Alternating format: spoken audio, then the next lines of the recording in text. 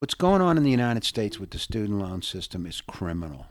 It's a good old boy system that allows, very wealthy people, banks and insurance companies and stuff to make a fortune off of these kids, turn them into indentured servants, and the consequences for our society is brutal.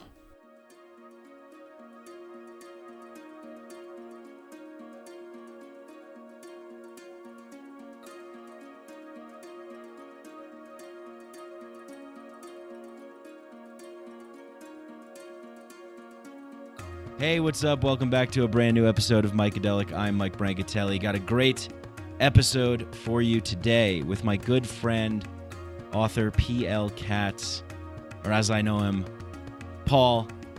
Paul and I met at an ayahuasca center, out of all places, in Peru in 2016. Paul is an amazing guy. He's a father, grandfather, world traveler, been to over 112 different countries, spent decades working as a trial lawyer in New Orleans, and he's just a really fascinating individual. As soon as we met at the ayahuasca center, actually, as soon as I saw him at the ayahuasca center that I was at, I was like, wow, look at this old dude all dressed up to the nines in his jungle safari gear, and I'm like, wonder what his deal is. Lo and behold, I was in for a real treat because he has quite the deal. He is a very, very interesting person. Has done many, many things in his life, and we got to talk about all those wonderful things today. Great storyteller, and published a book that really piqued my interest. I'm not too much of a fiction reader, read a lot of nonfiction, and I've never really been one to read a lot of the crime novel genres, the legal thrillers. But Paul, drawing upon his experience as a trial lawyer in New Orleans and feeling very passionately about the current situation that we find ourselves in today with the student debt crisis, the endless wars, the war on terror, people coming back suffering from many mental health problems, PTSD and things like that, other hot button issues like, of course, the old government corruption problem. These things, cronyism, people taking advantage of the way things are. Anyway, Paul has figured out a way to tie all of these things together in a really gripping and compelling crime, drama, legal thriller novel, sort of in the style of a John Grisham book. And it's his debut novel. It's called Disorder.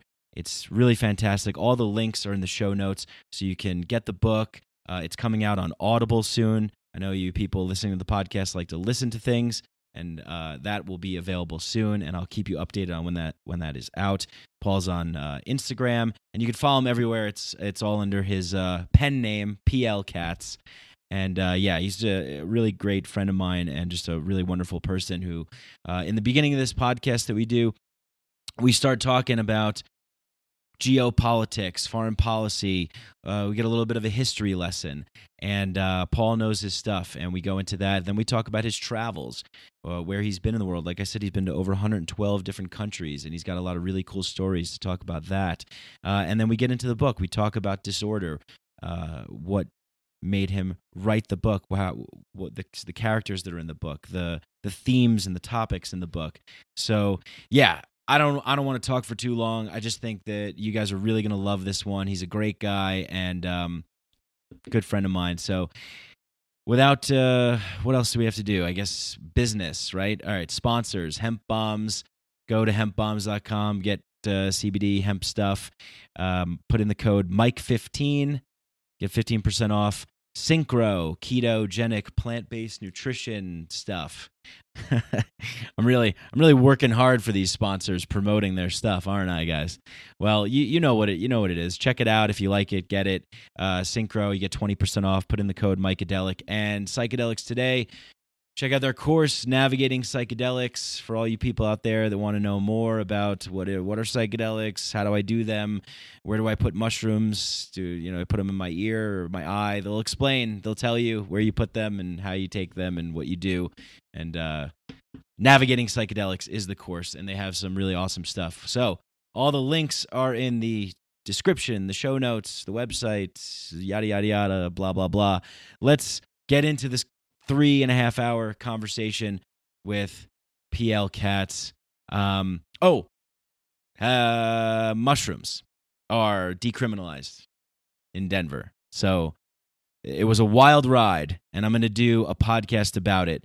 Maybe a solo podcast, but maybe I'll have some friends on there too, and we'll talk about what went down. I'm super excited and pumped about what's happening in Denver. So, yeah, that'll be coming soon. Stay tuned for that. What else? More podcasts. A lot of podcasts coming out. Really good ones. Lorenzo Haggerty from the Psychedelic Salon. My good friend Raphael from Innate Path. We have Daniele Bolelli, the Italian-American philosopher, author, and podcaster of History on Fire and the Drunken Taoist podcast. And Chai from Truffle Therapy, an Amsterdam retreat center hosting mushroom truffle retreats. Mushroom truffle? I don't know.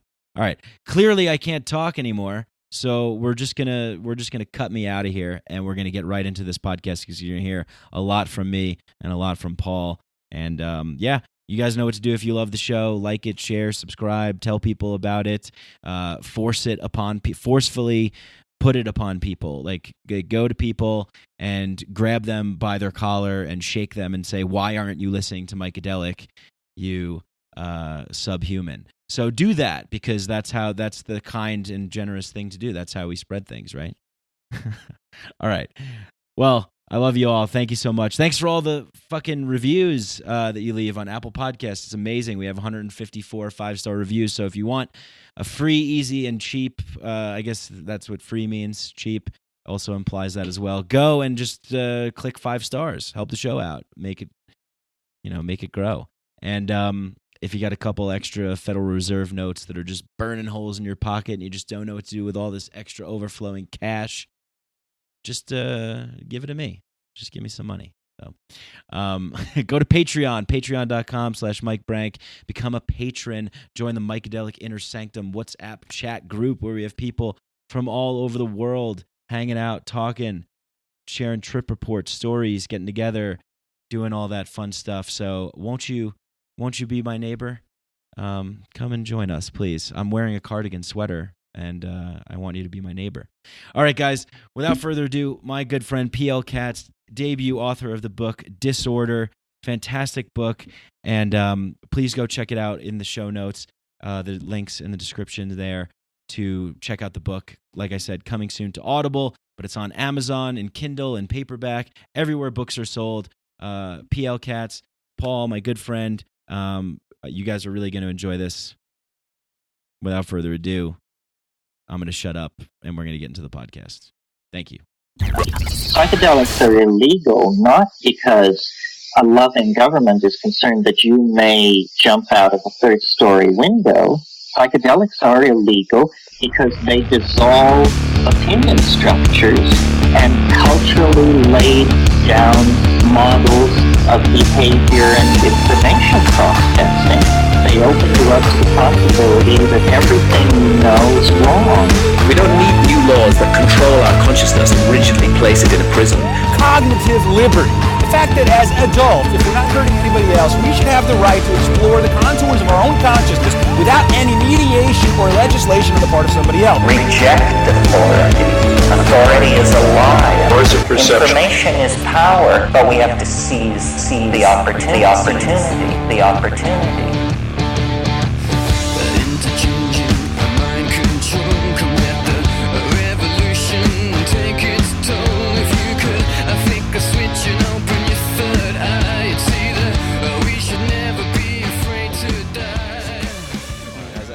That sounds fun. That's cool. We got some good weed. We got some good music. We got nice, comfortable chairs. Up here in the snowy mountains, we're living a pretty good life, right? I think it couldn't be better. Yeah. Well, it's always possible that it could be better. It's always possible to be better. That's 100% true. But I think there is something to be said about really, just being aware of your situation so that you can appreciate it, right? Definitely. I mean, I'm definitely living the life. Yeah. I'm comfortable in a beautiful house in a beautiful place, and then I get to travel. I travel a lot. I mean, I I've been to, yeah, I mean, I've been to a lot of places, and I'm still curious to go to other places. I think one of the problems that we have in this country is that the people that are running the country don't travel enough. They don't get a chance to see what's going on in other places of the world. And they sort of... They definitely know what's going on in the Middle East. No, they they definitely don't know what's going on in the Middle East. And they'd like to think that they do. Well, they always like to think that they do. They think they know what's going on in the Ukraine. Yeah. You know, they're wrong about the Ukraine. What's going on? Did I tell you about the Ukraine? Tell me about the Ukraine. Well, first, the Ukraine is Russia. Russia started there, and Kiev Rus was the beginning of Russia. And so the people that live in the eastern part of Ukraine consider themselves Russians. I had two grandmothers from Kiev, or the Kiev area, and both of them, when I asked them where they were from, they said they were from Russia. Yeah, I had an ex-girlfriend. She was born in the Ukraine, but she always said she was from Russia. Right. I mean, my grandmothers referred to it as Mother Russia. They speak Russian. Oh, and they spoke Russian for sure. And you know what? I don't think either of them spoke Ukrainian. I don't know. I didn't ask them, but I don't think so. And there's a lot of people who live in eastern Ukraine that don't speak Ukrainian. And that's one of the problems that was, that's one of the reasons there was so many problems when the United States, incidentally, interfered in their election. Yeah, you're talking. Was that the Crimea situation? Yes. Yeah, I remember that. Like, right. Yeah. Victoria Nuland, went over there, and she was trying to, incite some riots and get some people to start overthrowing the government. I had a guest on the show, Robbie Martin, who was talking about this, and I think Lindsey Graham and McCain, they were pretty heavily involved in that as well, trying to create some chaos in the country, cause some division. That's just pure ignorance. I mean, Crimea was always Russia. The history of Crimea is that when Khrushchev became the premier of Russia, he became the premier of Russia. He had been the president of the Ukraine, and he was a war hero from the Second World War. So he becomes premier of Russia. He starts realizing that he's losing his power, and he's thinking, well, if I'm not going to be premier of Russia, maybe I'll go back and do something in Ukraine. And so he wanted Ukraine to be a more powerful part of Russia. So he took Crimea, which was structurally right next to Ukraine, and he made it part of Ukraine. And that made the Ukraine very, very important to Russia because Russia only has two ports on the Black Sea. They have Odessa, and then they have the port in Crimea. See, this is very important. I don't think many people think about this. Trade routes, right?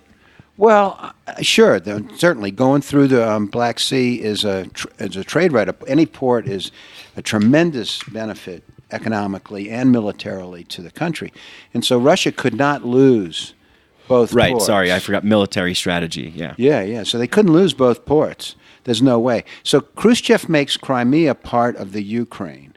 And then when perestroika comes with Gorbachev, he lets these separate countries be autonomous. And the word autonomous is confusing to us in the West as compared to the way they think of it in Russia. And I'll talk about that if you want. But the thing about it is that when Ukraine broke away from Russia during perestroika, of course took Crimea with it because it was a de facto part of it at the time.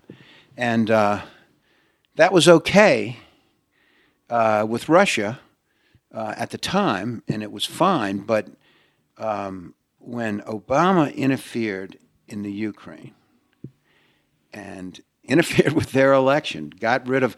what happened was there was a leader in the Ukraine who was pro-Russia.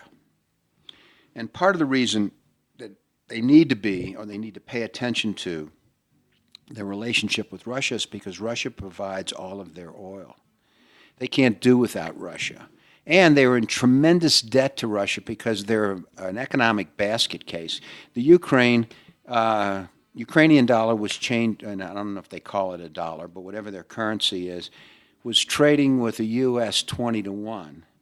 And when I was there just a couple of years ago, it was down to 7-1. So what you're talking about is, I'm sorry, I said that wrong.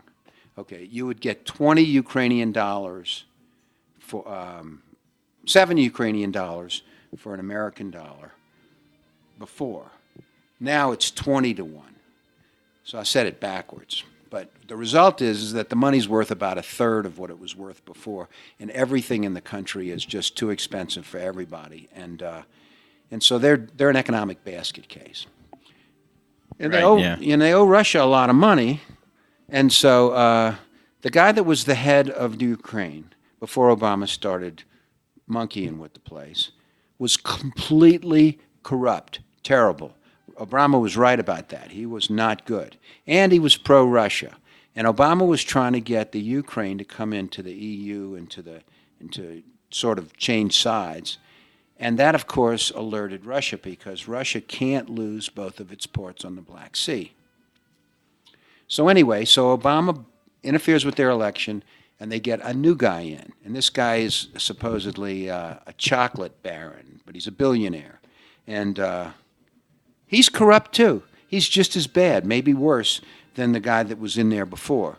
But he's pro-West. And so the Obama administration and now all the stupid politicians in the United States who don't understand what's going on are upset about the fact that the people in eastern Ukraine don't want to be part of, they don't want to leave Russia. They are Russians. They consider themselves Russian. One of the things that the new guy did was he came in and he said everything's going to have to be in Ukrainian now. And a lot of people don't speak Ukrainian. And, learning Ukrainian is not like learning Spanish. Yeah. Ukraine is like one of the hardest languages in the world to speak. And they don't want to learn it. And they, so they want to have some autonomy.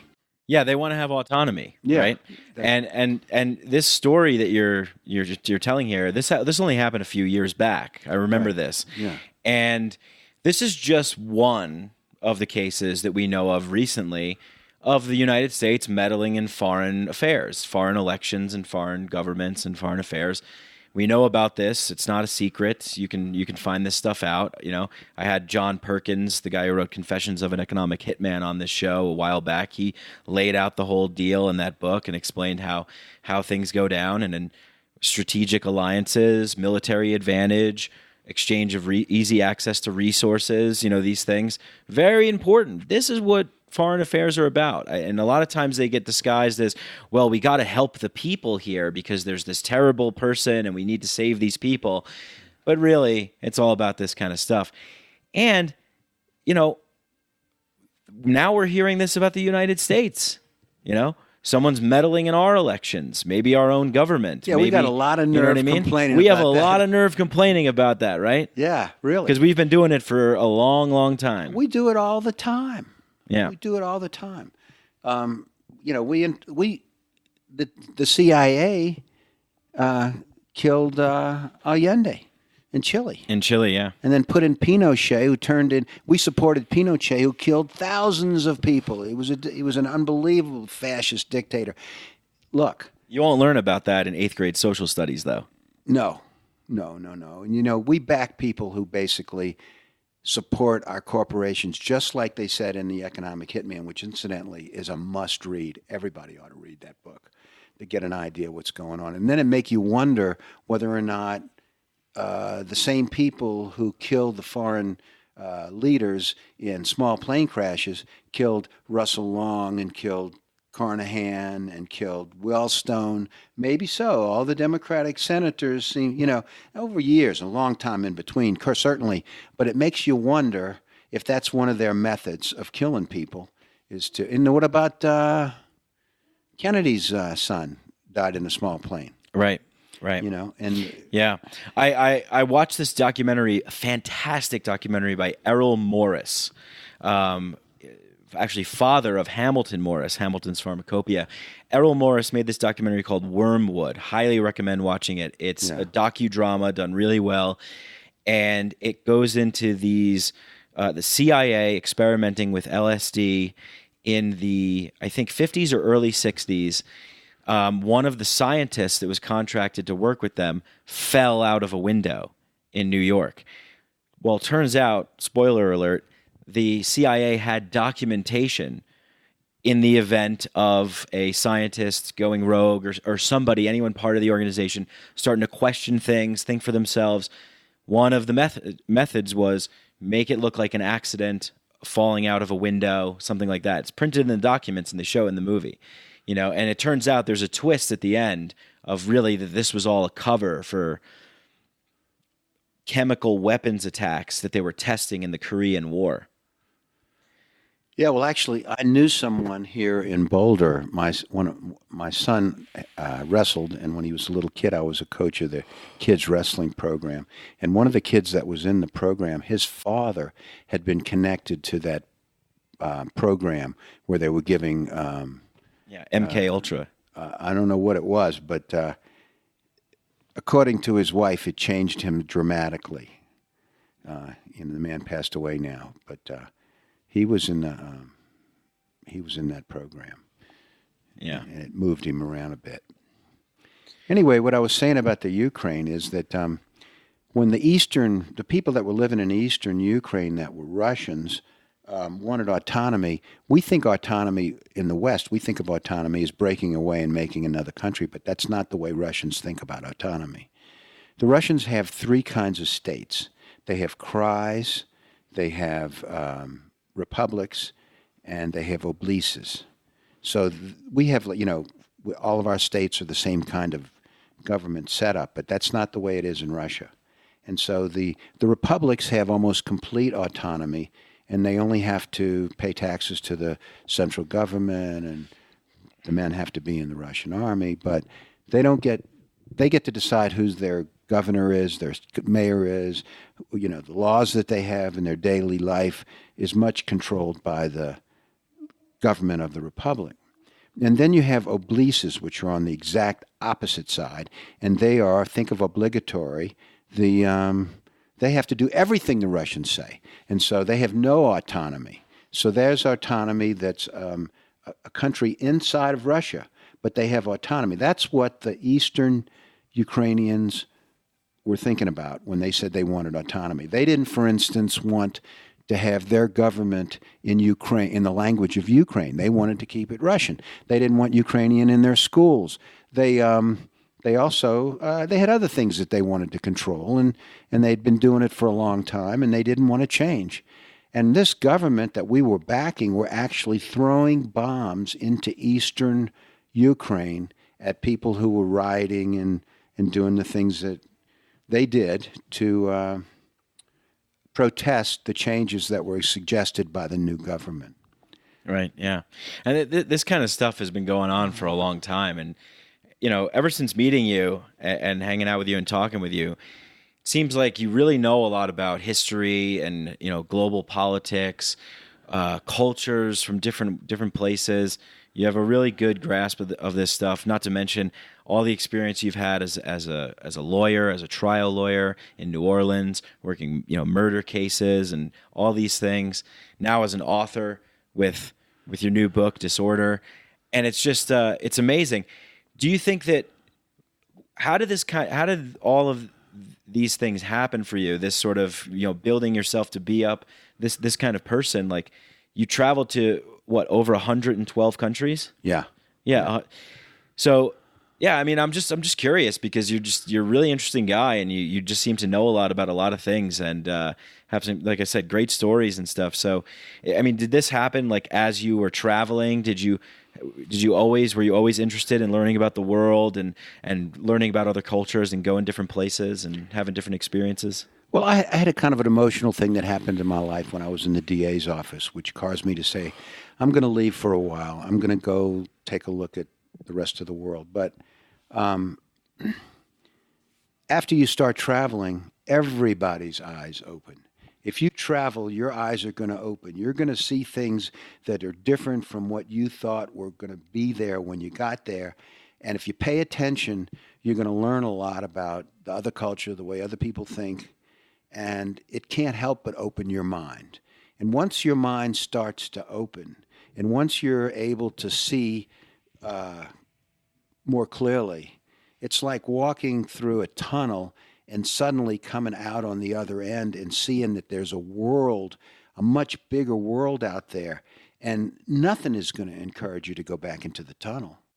Right. It's like Plato's allegory of the cave, right? Like the people that live in the cave, and then there's a man that ventures out of the cave, and he's like, this world that we're living in here is nothing. There's a whole world out here. But they don't believe him. They're angry. They're hostile. They're afraid to venture out beyond the cave. Well, you know, the truth is I was not familiar with that story, but that is exactly what I'm trying to say. Exactly. And so I'll tell you a story that happened to me. It sort of got me to recognize who I was. I was in Peshawar. Peshawar, Yeah. Where's that? Peshawar is on the eastern border of Pakistan, with the border of Afghanistan, and it's right at the entrance to the Khyber Pass. And the Khyber Pass is where you pass through to get to Kabul from Pakistan. And I was on my way in that direction, west, crossing Asia, and I got to Peshawar, and I was on what they call the hippie trail. And the hippie trail existed in the 70s, 1970s. And you can look it up on the internet. But what it was is it was a line across Asia from India to Istanbul. And it crossed through those countries, Pakistan, Afghanistan, Iran, Turkey.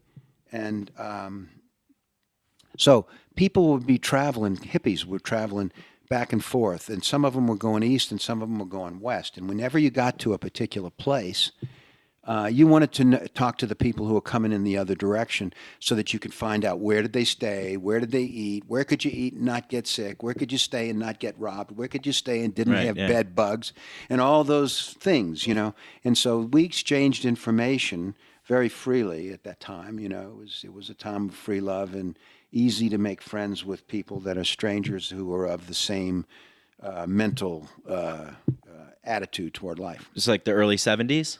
It was the 70s, yes. It was the 70s. I went there in 1975. Okay. Around then, yeah. And so I guess I was involved. I went maybe through the last few years of it, except that I didn't go for years.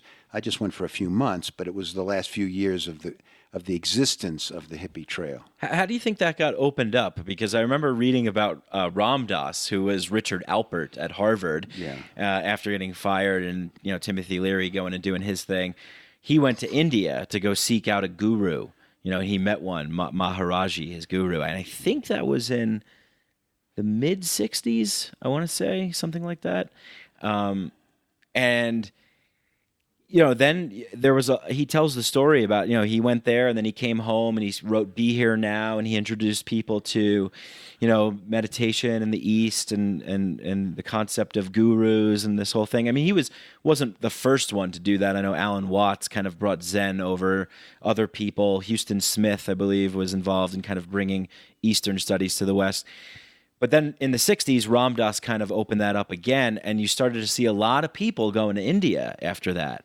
So in between, I don't know when he first went, maybe 63 or something like that, in between 63 and 75, you definitely had a lot of people going over there, right? A lot of people seeking spirituality, trying to find out who they were, people experimenting with LSD and other drugs back at home, maybe thinking there's something more. Let's go head to the East. Let's read Be Here Now. Check out India. You think that's how that got started? A lot of people going over there, and then the hippies kind of going on this trail and creating a thing there? I can't say that I saw anything to indicate that isn't exactly what happened. But there is another thing that was happening at the same time, and that was we had the Vietnam War.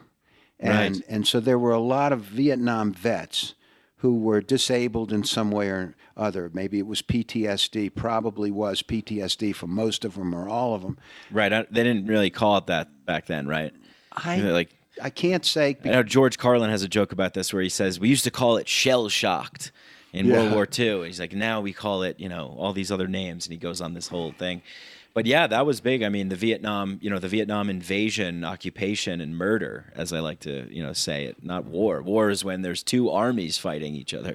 Well, I mean, there was a pretty substantial army fighting us. Sure. The Vietnamese, North Vietnamese were tough, real tough. Right. They had decimated the French, and we were stupid enough to take over after the French left. Yeah. And it's just like what's going on in Afghanistan now. There was no way to win that war. Right. In fact, they interviewed. And it was started on a lie, too. Yeah. It was started on a lie. Absolutely. It was started Gulf on of what they Tonkin. called the domino theory.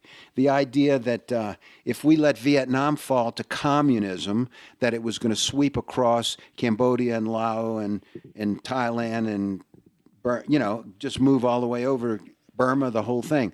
And so they said, well, they're going to stop it at the very first domino. And so it was stupid. It was really stupid. In fact, if you remember, Jackson Browne Sure. Wrote a song.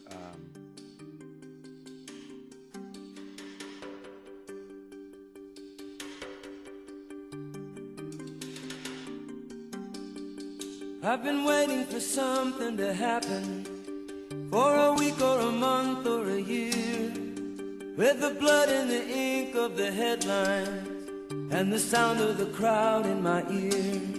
You might ask what it takes to remember, when you know that you've seen it before, where a government lies to a people and a country is drifting to war. And there's a shadow on the faces of the men who sent the guns to the wars that are fought in places where their business interest runs. On the radio, talk shows, and the TV, you hear one thing again and again, how the USA stands for freedom, and we come to the aid of a friend. But who are the ones that we call our friends? These governments killing their own, or the people who finally can't take anymore, and they pick up a gun or a brick or a stone, and there are lives in the balance, there are people under fire, there are children at the camps, and there is blood on the wire.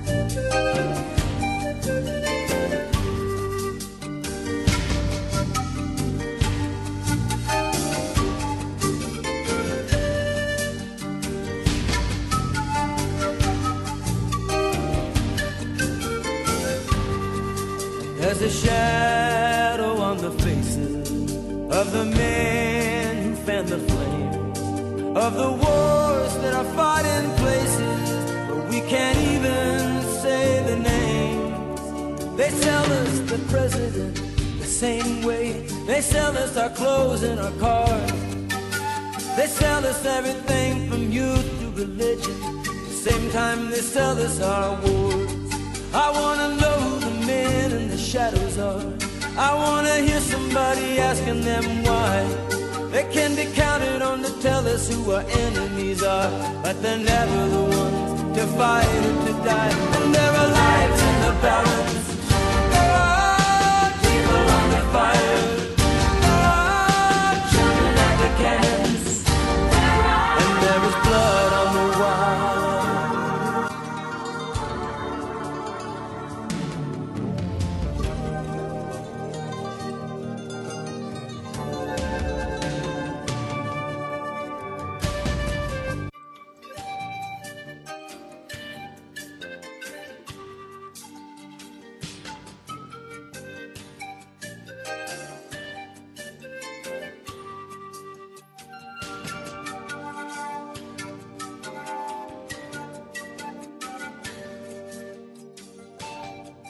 Man, it would have been an interesting time to be alive, because there was a lot of like anti-war protests, anti-war music.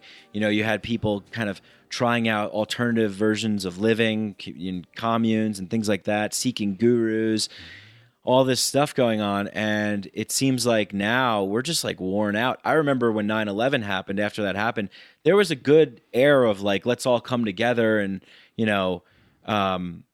do something. And then eventually it was like, wait, what the fuck are we doing? This is all bullshit. And when people realized that, we got angry, and there was protests, and there was people were really, Occupy Wall Street and, against the wars. And I don't see that anymore.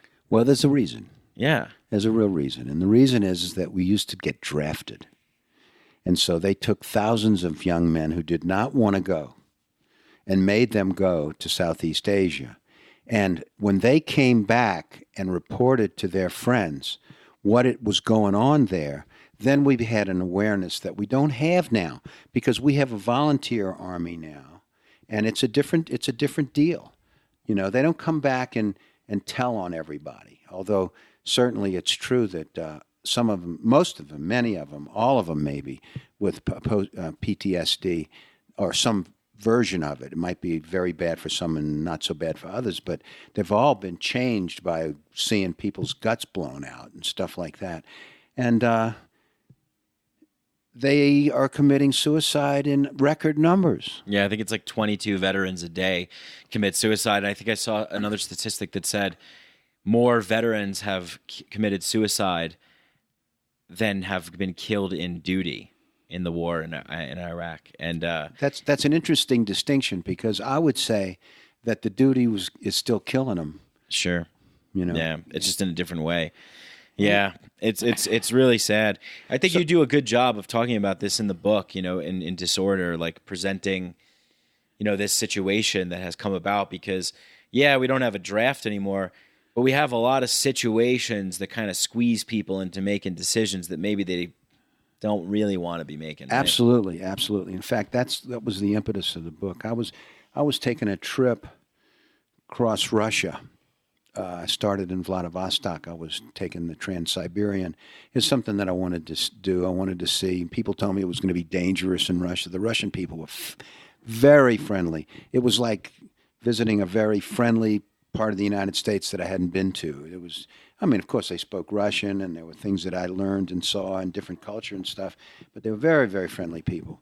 Anyway, I'm crossing Russia on this train, and sometimes it's more than 2 days between the places that we stopped. The train might have stopped in very, very small towns, but between the places that I was going to get off, it took me 7 weeks to cross. And while I was there doing that, it hit me that, what's going on in the United States with the student loan system is criminal. It's a good old boy system that allows very wealthy people, banks and insurance companies and stuff, to make a fortune off of these kids, turn them into indentured servants, and the consequences for our society is brutal. What made you think of the student loan situation? Was that kind of on your mind already? Well, I think I read an article about young women prostituting themselves in order to pay for college. And then I started thinking about it. And, once you start thinking in a particular direction, you have a tendency to see tidbits of things that are sticking out of other books and stuff. Yeah, and start connecting the dots. And you start connecting the dots. Yeah. And I realized, because I had lived through the Vietnam War, that a lot of young men go into the military nowadays. They didn't do it then because of the draft, and because of the war, and because so many people were getting killed and maimed and stuff.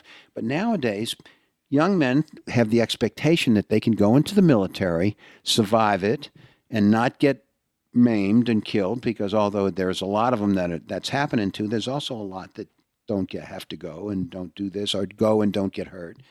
And they do it to pay for college, because the student loan system is such an onerous, horrible thing. When you think about it, okay, if I said, Mike, you and I are friends. We met in the jungle. We know each other. We've had heart-to-heart talks. We've had talks in front of other people. We've spilled our guts. We know each other. Loan me $10,000. And you said, fine, I'll be glad to loan it to you, but I'd like to have some collateral. I said, oh, no, Mike, we're friends. You don't need any collateral. I'm going to pay you back. Well, the truth is, if you don't have any collateral, you should pay a high interest rate. That's the way it works. Okay? If I give you a mortgage on my house, the interest rate should be lower because you have a collateral. Maybe if I don't pay it, you can sell my house and you can get paid back. Okay? But there's always a possibility, even with a mortgage, that I get such financial trouble, I don't fix the roof, I don't do this, I don't do that, the house deteriorates, and now it's worth less than I owe you, and so you don't really have as good a collateral with a house. But then compare that, for instance, to a loan that's guaranteed by the government. You're not going to lose your money, for sure. Okay, so we got student loans that are guaranteed by the government. Yeah, it's a no-lose situation. Exactly, a no-lose situation. And what happens? The interest rates that they charge are greater than you can get a mortgage. I just put a mortgage on a house at 4%. The student loans start at 5.9. They start at 6%. They go up to 11.9%. So they are raping the students, and they don't have any risk. Yeah, and the interest too on them. That's what I'm talking about. Also, if you say you defer payments, you get out of college, because this is what happened to me. Like, I got out of college, I couldn't pay because I couldn't get a job. I graduated right in the Great Recession, when the banks failed and all that stuff. That's exactly when I graduated college, and the jobs just weren't there for me. So I had to take some lower jobs. Couldn't afford to make student loan payments. So they do this thing where you can defer, you can put it off, but there's like a double interest penalty that builds up when you do that. Well, yeah, I mean, because it's interest on interest. Yeah. It's growing faster and faster. So, but that's not an accident.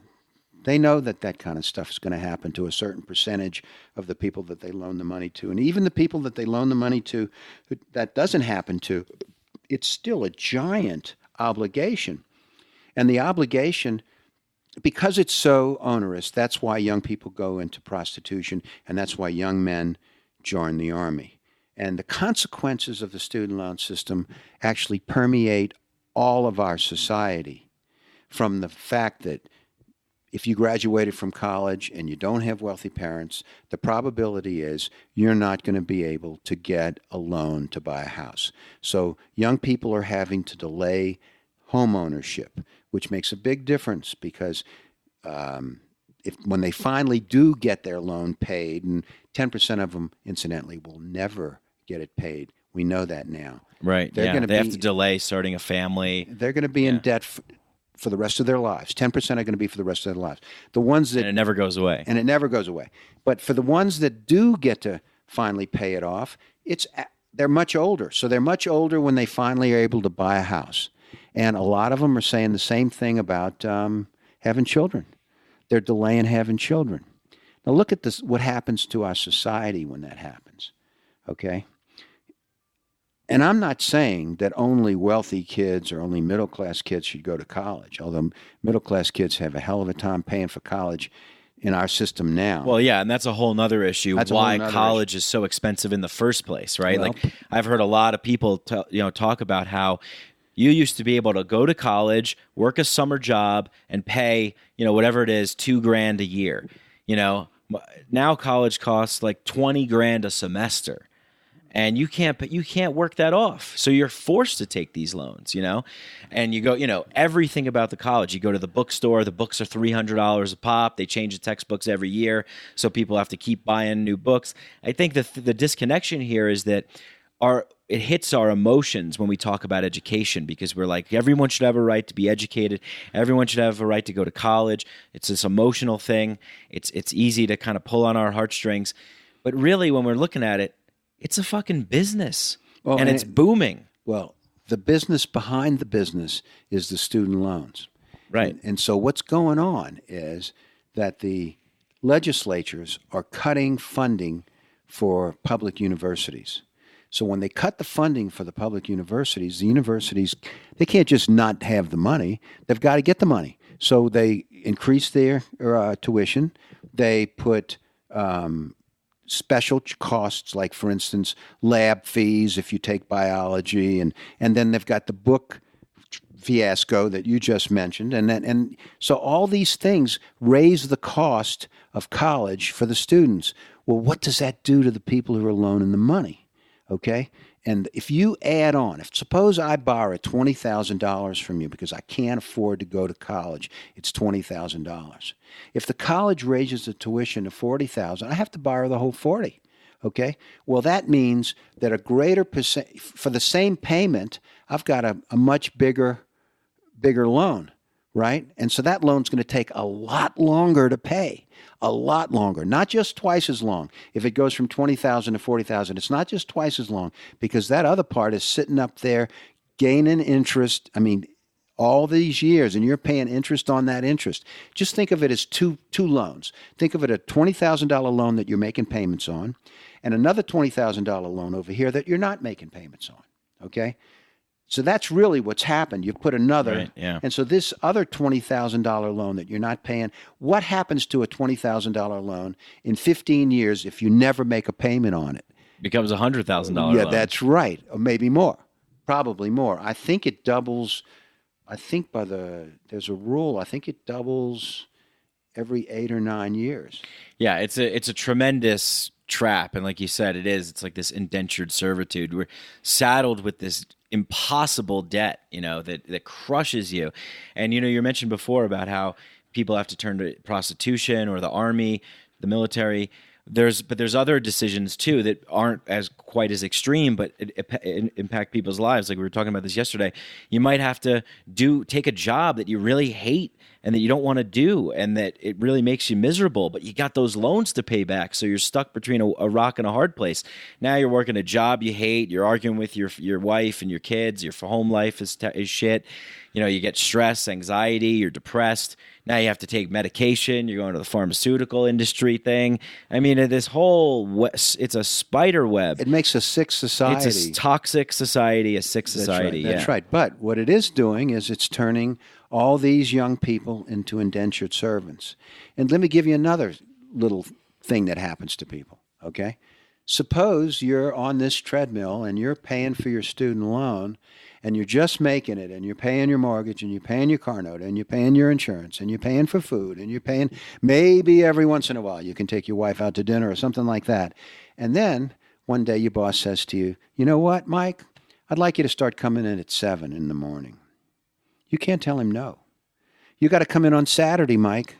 We're going to, we decided that we're going to have a special thing every 4th week, and everybody's going to work on Saturday, and I need you to come to that. You can't tell him no, because if you miss a couple of months of payments, you're another couple of years or maybe a year behind because you didn't make those payments with your loan. So you are now shackled another year for telling the boss that you're not going to come in on a Saturday. Right. Yeah, I've been in that position before because I've worked with a lot of startup companies, and when you're working with a startup company, it's all hands on deck. You're wearing multiple hats, and it has to have kind of a cultish mentality. You kind of have to drink the Kool-Aid and be a part of the team if you're going to make this thing, take off.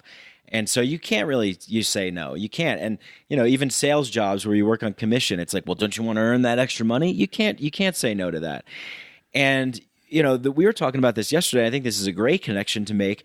You're working all these hours, you're overworked. What I mentioned before, you have trouble at home because you're not around with the kids as much. You're stressed, you're depressed. You're not really doing the thing that you want to do, but you have to do it because you got to make these loan payments. So you're on medications, all these things. And then on top of that, you don't have the time, like what you said yesterday, you don't have the time to learn about what's happening in the world because it takes time to understand it at the depth that's necessary to have a good hold of what's going on so that you can make good decisions, vote for the right people, have an awareness of what's happening, right? That's absolutely right. I mean, the more time that they take away from you, the more time that you're worried, the more time that you have these other responsibilities, the less time you can spend taking a look at things that you don't have any control over.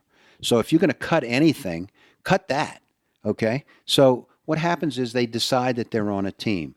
It's just like a stockbroker. If you get a stockbroker and you say, okay, I've got, let's say I'm one of the lucky ones, and I've got enough money to make investments, but I don't feel like learning the stock market the way you need to learn it to do it right. So I get what I consider somebody I trust to be my stockbroker, and he buys the stock and sells the stock. Yeah, a lot of people do that, and hopefully he's not going to mill it and make 20 sales and purchases every month so that he can get a nice check. But anyway, if you get a guy that you trust, that's what you do. You trust him. And so somebody says to you, well, do you have stock, XYZ stock? You say, I don't know. I got a broker, Well, people do exactly the same thing with politics. What they do is they say, okay, I don't have, they don't say it as logically as I'm just going to do, but what they do is they don't take the time to learn all the different details. They just find a guy or a party that they believe in. Okay, and they decide that they're going to let that group make their decisions. And so a lot of people say, okay, the Republicans are for this, I'm for it. The Republicans are against this, I'm against it. The Democrats are for this, I'm for it. And so they decide whether they're a red or a blue, and whatever the reds say, that's what they're going to do. Or whatever the blues say, that's what they're going to do. And so they don't find out about what's really going on. And it turns out, I think, reasonably, that if you look at all the different issues, you're not going to always be with either team.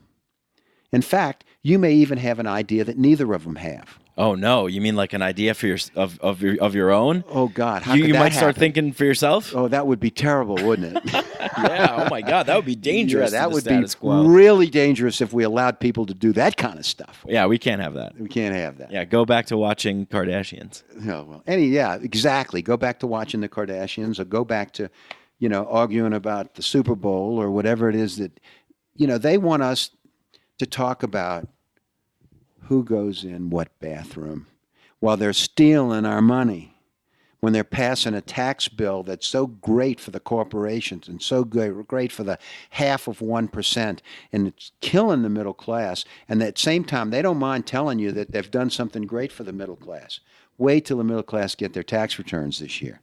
Yeah, I always wonder what it takes to open somebody up, to kind of, I guess a lot of people say, to wake up to this kind of thing, or to sort of invade somebody's reality tunnel with a fresh perspective or a new idea, to get them to look and say, oh, I wonder what's going on that's causing all of these problems that we have.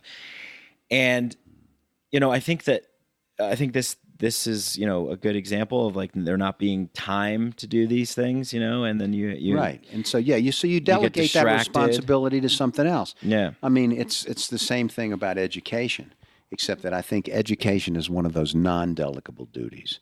You can't just say, I'm going to send my kid to school and I'm going to depend on the teacher to teach the kid everything that it needs to know. You're the father, you're the mother. You've got a responsibility to make sure that child's ready to go out into the world and take care of itself and do a good job, maybe even have a meaningful life. And you can't depend on other people to do that for you. And I mean, just because you decide, well, this school's not really getting it, I'm going to change schools. That's not the attitude. The attitude, you should do that too, but it's your responsibility to teach your children. It's your responsibility to get there. And it's non-delegable. It's a duty that you have to do. Right. Now, the question is paying attention to politics and making sure that the right people are running the government's making the right decision, is that a non-delegable duty too? Is that a duty that we all have in a society, a free society, a democracy, that we make sure that this giant ship that we're on, that is not easily turned, just like a giant ocean vessel, is going in the right direction, and we've got it. And is that a non-delegable duty? Well, for most people, they don't feel that way. For most people, they just go, okay, I'm just going to be a red or I'm going to be a blue. It's just easier. Yeah. And, that's the way it should be, right? I mean, we should have a say in where the ship goes. And that comes out of this ability to freely think for yourself, to ask questions, to have polite and courteous discourse, intelligent discourse and dialogue, to exchange ideas, to use language to try and fit pieces of the puzzle together with other pieces of the puzzle that people have out there. And we're seeing an attack on that. And it seems like in the last 5 years, 6 years, I don't know how long this has been going on, but it's like we're fighting and arguing with each other, trying to police people from saying bad words or whatever. Meanwhile, we should really be uniting together to kind of focus on the real criminals that are getting away with murder, literally. But yeah, it seems like to me that it's like we got this thing on autopilot. The powers that be don't want the people to be making decisions like that and figuring things out.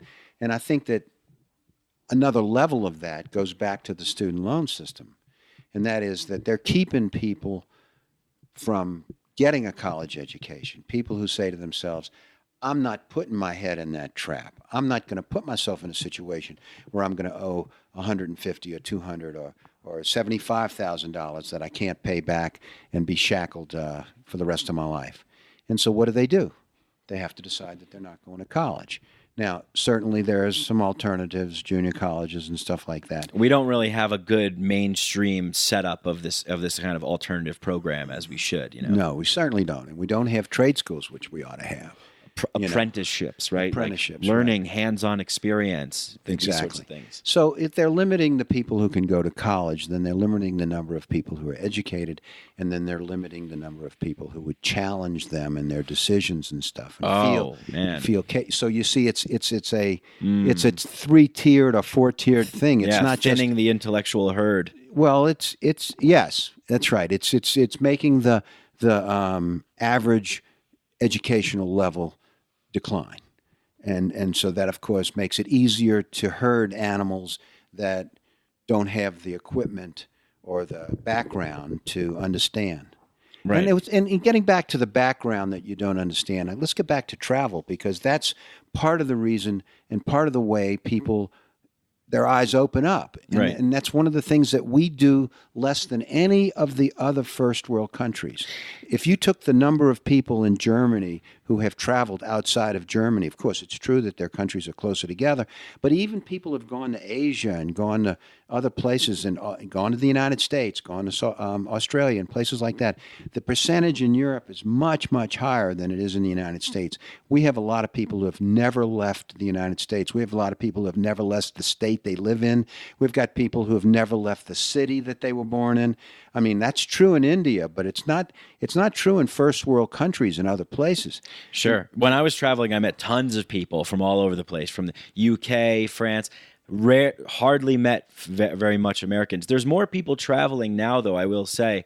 But that is another kind of like tactic of the establishment, is to kind of keep people there buying their bullshit.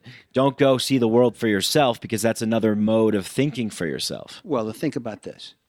You come out of college and you've got this giant debt.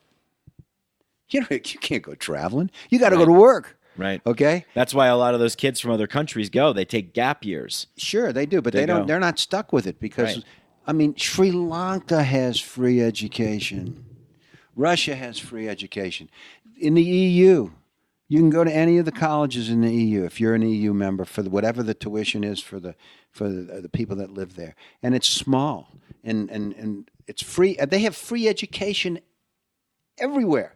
Yeah, we like to think the propaganda that we get here in the United States is that we're the best country in the world, we're the freest country in the world, and there's this bullshit, live the American dream, buy a house, get a college education, have a family, and you'll be able to do okay. That's gone. That doesn't exist anymore.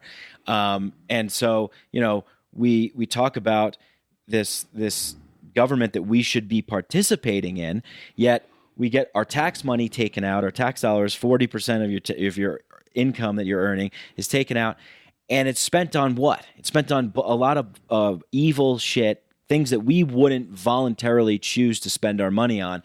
And then we look at the situations that are going on, and it's like, oh, we don't have money to send our people to school to get them educated in a proper way. And, I think changing the education system is crucial in that too. But it's like, oh, no, but we have $787 billion to spend on defense, for the military.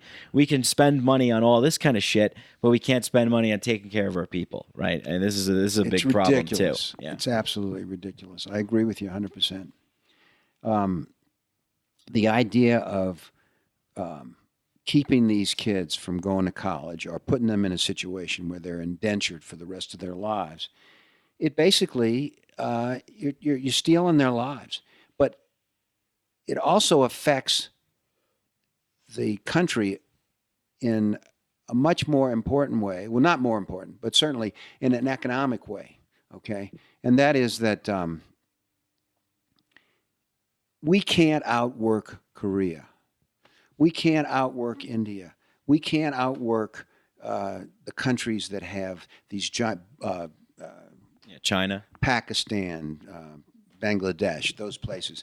You know, you go over there and you got thousands of people who work for 50 cents a day or whatever. We can't do that. We can't outwork them. The American worker can't do that, and it's not fair to expect that the American worker is going to work for a very small amount of money and not get, like you say, the American dream. And so, since we can't outwork these other countries, how do we stay economically on an even keel or even above the way we have for many years? I mean, we have the highest standard of living in the world. There are other countries that are now like us, but nobody's got a better deal than we do. And how do we keep that? And the answer to that is what we have done to be a very powerful economy without the millions of workers is innovation. And that innovation, it's required that we have education in order to innovate. You know, Rollo May, many years ago, wrote a book about getting things done. I forget the name of it right now, but basically what he said was, you can't just go take a walk in the woods and have a great idea. Now, of course, we all think that that is what happens. We take a walk in the woods and we have a great idea. But what Rollo May said was, you have to first thoroughly understand the problem. You have to read all the material. You have to be educated. You have to understand what's not possible before you can think of something that might work. And so you have to get that education behind you before you can have the innovation. If you know, as a trial lawyer, for instance, I read everything that's in the file. I read all of the depositions. I prepare as much as I can with my experts. I learn about the problem as much as I can. Then I take a walk in the woods. Then I go sit on top of the mountain. Then I go hole up someplace and allow my thoughts to just flow whatever direction they go, because now I understand enough about the problem. If I come up with a solution, it's likely to work. Okay? Right, yeah. That's the idea. And so if we shackle our children into being less than educated as much as they're capable, then we are denying our country of the innovation that they may come up with. And it could come from any direction. It could come from a kid out of the ghetto. Do you remember that there's this movie now, The Kid Who Shackled the Wind? Do you know about that? Haven't seen it, no. No, okay. So it's about a little kid in Africa who figured out how to make windmills create the power to push the water further away, create the electrical power to push the water far enough away to irrigate enough land to save his community from dying of hunger. Okay, and eventually he was brought to the United States. He graduated from Dartmouth. He's a scientist. He's okay. That kind of stuff. Those kind of ideas and things can come from anywhere. All right, and to the extent that people understand the problems in the world around them, they're more likely to come up with a solution, like I said, that works. Yeah. And so we need to educate our children. So we need to spend, instead of spending $700, like you said, and $80 billion, like Trump suggests, for the military, or even $50 billion, or even $20 billion. I mean, we outspend everybody on military. It's ridiculous. We outspend every nation with a military combined by over like 10 times. And incidentally, you know who the second most spends the most? China? Most? That's a good guess, but it's wrong. Russia. Wrong. Who do you got? Saudi Arabia. Right. I knew they were up there. I didn't know they were number 2. Yeah, they spend a They're an fortune. interesting group over there. That's incidentally, there is a PBS special about what's going on inside of Saudi Arabia. Some people risk their lives to videotape some of that stuff. Right. I mean, they're hanging people in the streets. They're telling people what they can do and what they can't do in a very, very heavy-handed way. Yeah. With that Wahhabi Islam. Right. Wahhabism. Yeah. Yeah. And the United States has very friendly relationships with them. Interestingly, we pretend like we have an altruistic attitude toward other countries and that we want what's best for the people and all that stuff, but that's not what we're doing. Of course not. I mean, yeah. that's exactly what the economic hitman is about. Right. It talks about the fact that we're in it for the money, and Of course, we're yeah. in it for the power. Right. But anyway, so the idea of not paying for education is more expensive than paying for the education. It's costing us an innovation. It's taking away, like you said, the American dream from a whole generation of Americans. Oh, yeah. It's horrible. It's not something that shouldn't happen. And behind all of it is the student loan system. Okay, it's the way that they're actually able to milk these kids out of their lives and take that money and do something else with it, give it to them, buy an extra yacht, buy an extra house in Belize or whatever it is that you want to do. And so the student loan system is the reason why I wrote my book. Yeah. Yeah. And then, on top of that, it's just this, like you mentioned before, this kind of dumbing down of the culture. And there's a great book by this author, John Taylor Gatto, called Dumbing Us Down. And it starts at the home, but and then it seeps into education. And it's like, we have this dumbing down, and then what we get is, we get the policies and we get the administrations that we don't like into doing these things that we don't want. And it's like, no one's really aware. And then the civil discourse breaks down. We can't even intelligently discuss things with other people. But we can talk about this for days on end. Right. We started talking about how you got opened up to all this and learning about the world and all your experiences. You brought up something that happened to you when you were assistant DA, I think, when you were working, or you had an experience, and then that set you off to travel. You were in Afghanistan. You were on the hippie trail. I think we should circle back to that. Okay, so let's go back to the hippie trail. So I'm on the hippie trail, and I've gotten myself to Peshawar.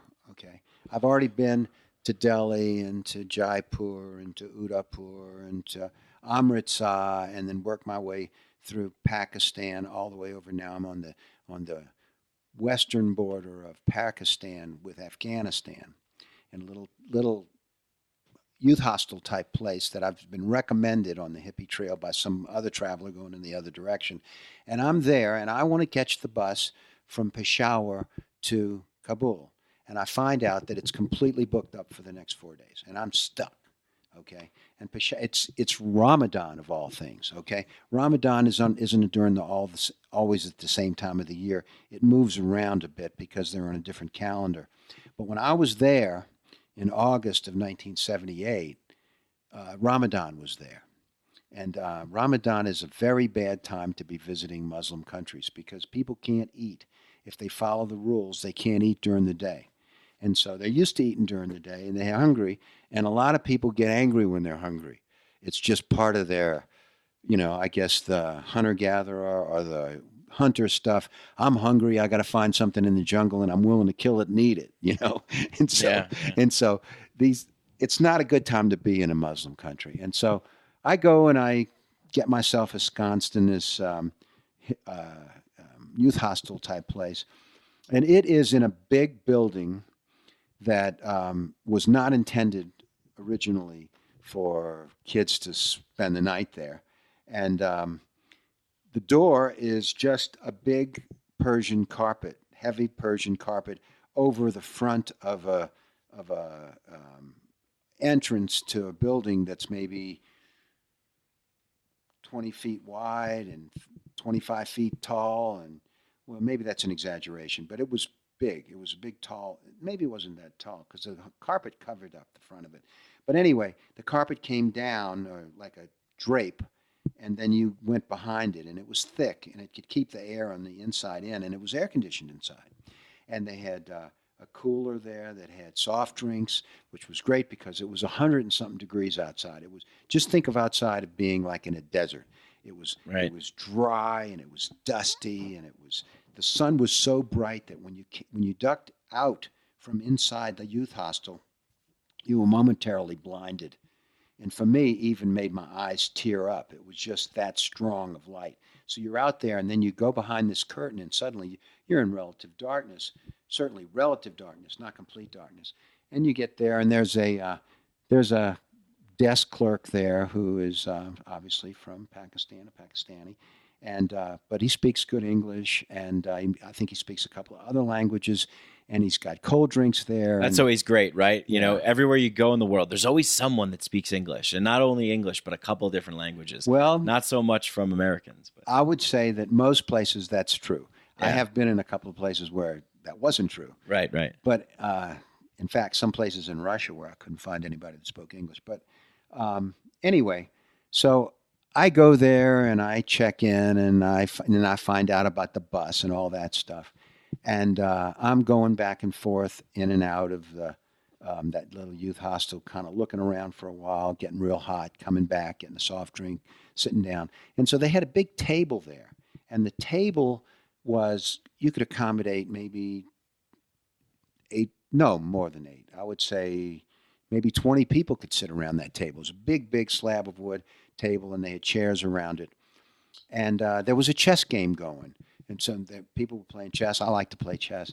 And so I found myself sitting across the table playing chess with this giant German guy. And this guy's got red hair, and the red hair is long enough that it's coming around all around the sides of his head, covering the top of his shoulders, all the way around back, and his shoulders all the way around the front to the other side. And he's got this giant beard, and the red beard's going down, and it's covering most of his chest. And it covers his face up from underneath his eyes. It's under his nose. And all you can see his mouth when he opens his mouth. Otherwise, it's just a big furry beard. Yeah. And he's got heavy red eyelashes, and his hair in the front is coming down. And his hair's parted down the middle, but it's covered part of his forehead as it comes down along the sides of his face. And he's about 6'3". He probably weighs 270 pounds, 260 pounds. Giant man. Okay. And he's sitting across from me, and he looks like a lion. He doesn't look like a human. All you can really see is his eyes and a little bit of the skin under his eyes. And he's just this beast. Okay. And so I'm playing chess with him. And so I speak a little German because I was in, I took German when I was in college, and I asked him in German, "What do you do?" And his answer is life-changing. Oh, wow. His answer is life-changing because here I am. I have left the district attorney's office. I broke up with the girl that I was with, and I was sort of heartbroken and stuff. And I'm traveling around the world, and I'm thinking that I'm going to take this trip around the world, and then I'm going to return to Louisiana and practice law maybe for the rest of my life. And so this is just a hiatus in my life. But his answer changes all of that. What did he say? He said to me, I said, "What do you do?" And so he says, "Do you want to know what I do? Or do you want to know what I do so I can do what I do?" Okay. And what that turned out to mean was that he goes back to Germany and works as a carpenter so that he can get enough money to be who he is. And who he is a traveler. And so when he answers, "What do I do?" I'm a traveler. What do I do so that I can do what I do? I'm a carpenter. And at that moment, I became a traveler. And what I did so that I could do what I did was be a lawyer. Wow. It changed the way I looked at life. And so from then on, I made up my mind that I was going to see every place in this world that interests me. And the result of that has been an eye-opening experience. I mean, that was 1978. And what is it now? It's 41 years now. Yeah. And I've been, name a place, I've been to most. Now, the Arab countries. Morocco. I've been to Morocco. Yeah. Mongolia. I've been to Mongolia. Yeah, you showed me that stuff. That was cool. Yeah. Mongolia, Yeah. Vietnam, India, yeah. Yeah, I mean, I that trip, I covered a lot of countries. But then since then, I've gone back, for instance, to Eastern Europe recently. I went to Latvia and Lithuania, Estonia, Right. Poland. You were in Sri Lanka too, right? Well, Sri Lanka is another. It's a completely different part of the world. Yeah. Right. I went recently to Sri Lanka. That's amazing. Right. In Australia. And you're still you're 73. You're still traveling. Oh yeah. I mean, I've got a trip planned now in September. I'm going to Africa. I'm going to South Africa. I'm going to Zimbabwe, and I'm going to Uganda. I want to see the gorillas. Nice. And I want to see the lions and and I want to see the hyenas and. Right. And explore, right? Explore. Find out about the world. Right. I want to find out. Experience life. Exactly. I posted this quote the other day. I really loved it. It was basically, just talking about, how we see the world. And I forget exactly who the quote was by or how I came across it. I think it was in another book that I was reading. And it says, the only true voyage would be not to travel through 100 different lands with the same pair of eyes, but to see the same land through 100 different pairs of eyes. Well, the truth is you can't see the same country with the same pair of eyes. Right. The truth is that Heraclitus was right, and that is you can't step into the same river twice. The river changes. I go back to a place that I was in 20 years ago, and it's completely different. And I'm completely different. I have changed by my experiences, the things that I see. I mean, I would like to believe that I live the kind of life where I learn enough every day so that when I wake up, I'm not the same person that I was yesterday. Yeah, it's I'm amazing. something different. I'm something better, hopefully, something with more perceptive, something that is more open to learn new things, someone who is less ignorant. Sure, exactly. Yeah, and I think that's exactly how nature acts. And we should we are nature. We act in the same way. When a tree comes out of the soil and starts reaching towards the sun and absorbing the rain, it's growing, it's moving. Plants, animals, bugs, insects, people, we're no different. We need to move and grow and expand. And I think being a part and immersing yourself in over 120 different cultures, you get to see what it's like from your perspective. But if you're ready and you're open, you can kind of almost see what it's like from the perspective of the people that are there. Exactly right. Exactly right. Let me tell you, when I first started traveling, one of the things that I noticed was that you needed to study about the culture before you got there so that you could see. A lot of times you see only the surface, like there are people who travel, for instance, to India and they stay in a 5-star hotel and they don't go outside because it's too hot. And then maybe they why are you going to India? And then what they do is they take a taxi from their hotel to the Taj Mahal.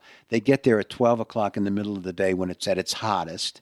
They walk around for 20 minutes and they go, I've been to the Taj Mahal. I'm ready to get back in the air-conditioned cab. Yeah. And they go back. Take 100 pictures, post it on somebody Instagram. Tells, and they tell people, I've been to the Taj, yeah. Well, it's different. When I went, what I did was I stayed in a youth hostel right outside of the Taj Mahal. And I bribed the guard at 7 o'clock in the morning so I could go in by myself, so I could see it by myself and I could walk around for an hour before they opened up the gates and let everybody else in. And, when I stayed in a place that, I was, like you said, there were international travelers from all over the world. And I got to see what was going on. The point is that there is paying attention and not paying attention. And you can go to a place and not see what's there. Just like, so you have to see it from their eyes. The thing that caused me to want to do that is when I was in Japan, the very beginning of my trip, I started on the West Coast in California, and I went to Hawaii, and then I went to Japan, that first long trip around the world. And I got there, and one of the things that I did was I started to study Buddhism, and I bought a book by a guy by the name of Suzuki, who explained Buddhism his way. Since then, of course, I think Eckhart Tolle's done a much better job of at least hitting me where I live. Maybe somebody else would like Suzuki's book better, and I don't want to get into a dispute about whose book's better. But Suzuki helped me understand that one of the things that they do is the gurus have koans, K-O-A-Ns. Do you know what that is? I've heard it, yeah. Okay, so what it is the student comes to the master and asks a question, and the master then answers the question, and the answer that he gives them is not what you expect, and it's something that the student has to go off and think about. What did the master mean? And there was one particular poignant one that moved me and caused me to look at life differently, and that was, the student says, "What is truth?" And the master says, 2 bags of flour. And I'm thinking, what is that? What is 2 bags of flour? Well, it took me quite a while to come to an opinion about that, because to say that I understand it completely and that my interpretation of it is exactly what the master had in mind would be more egotistical than even I can be. But for whatever it's worth, my solution to that problem was that he was saying that truth is survival, and 2 bags of flour represented survival. And then if you look at life that way, if you look at the people when you travel that way, what is it that they think that they need to survive? What do they think they need? Americans think that everybody in the house needs a car. Americans think that everybody in the house needs a phone. American thinks that every room needs to have a television. These are things that they think they need, okay? They think they need a refrigerator, okay? I'm getting now back to more basic stuff. Right. Okay, but there are people in this world that don't have a refrigerator. There's people in this world that don't have clean drinking water. That's right. Okay. And so what does a man think that he needs to survive? That's where the truth is. That's where, when you look at a society or you look at people, because once they have solved the survival problem, then they can start thinking about politics. Then they can start thinking about innovations. They can, but right now we got to, look, if I got to eat, I don't have time to think about how I'm going to fix my website, That's just another complete out of the realm impossibility. And so traveling around the world, looking at it that way, what do people think they need to survive, is a way to look at their society. And so it changed, of course. These little tidbits come along and change the way that I looked at life as I passed through it. Yeah, amazing. And I think that did that for me too, because I encountered a lot of people that didn't have 1% of a lot of the things that we take for granted and we enjoy. And they invited me into their home for a meal.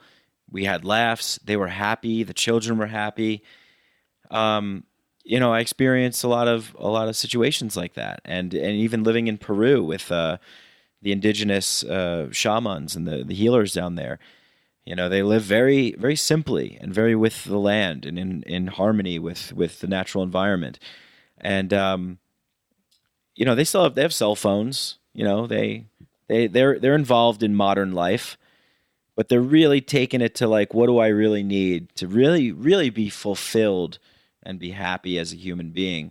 And you can't get that anywhere else but kind of these basic kind of things, right? Like, maybe you have a good idea of what those things are.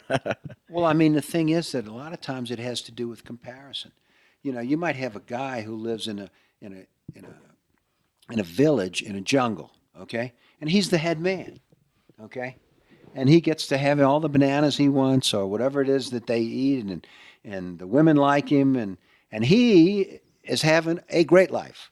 As far as he's concerned, he's having a great life. And compared to the kind of creature comforts that we have with an air-conditioned house and a heated house, and we don't have the problems with bugs, and we don't have to worry about stepping on a snake, and there's so many things that we have that he doesn't have. He's not aware that he doesn't have them. He has a happy life. He sees life the way he sees it. And it's the way you look at life that determines what it is that you think you need to survive or what it is you think you need to be happy. And, of course, we talk about the Buddhist gurus who go and sit in a cave, and they're at peace. They have found peace, okay? That's not the way I would want to find peace. It's not the way I would want to spend my life. But I can't judge them in that respect. I have to respect the fact that they're at peace.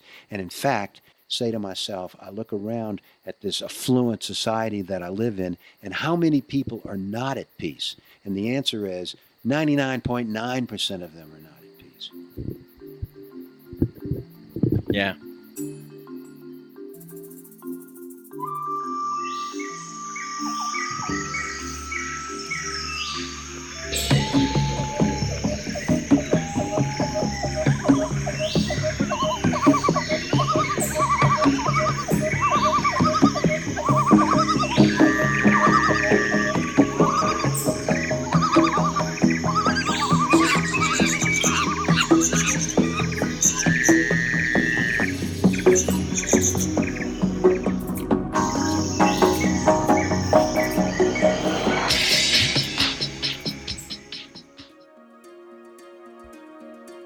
All right, well, that concludes part 1 of this wonderful podcast with PL Katz. And part 2 is coming up right now. So as we recorded this over a couple days, we took some breaks here and there. And the first part of the podcast is very different from this coming up second part of the podcast. So I really think that you guys are going to enjoy this one just as much, or maybe even more. Paul shares a lot of wisdom here of being a parent and being a grandfather, and his travel stories, and how all of his life experiences, all of his 73 years of living has impacted him, and he shares a lot of great golden nuggets of wise wisdom with us in this second half of the podcast. And if you like what you hear, go check out all of his stuff. Author PL Katz on Instagram, author PL Katz on Twitter, PL Katz on Facebook, and the book is Disorder. You can get on Amazon everywhere books are sold, Barnes & Noble, iTunes, download the iBooks. I don't know if anyone uses that crap, but you get it on Kindle, paperback, and it's coming soon to Audible very soon. Okay, part 2 coming at you, hot and fresh.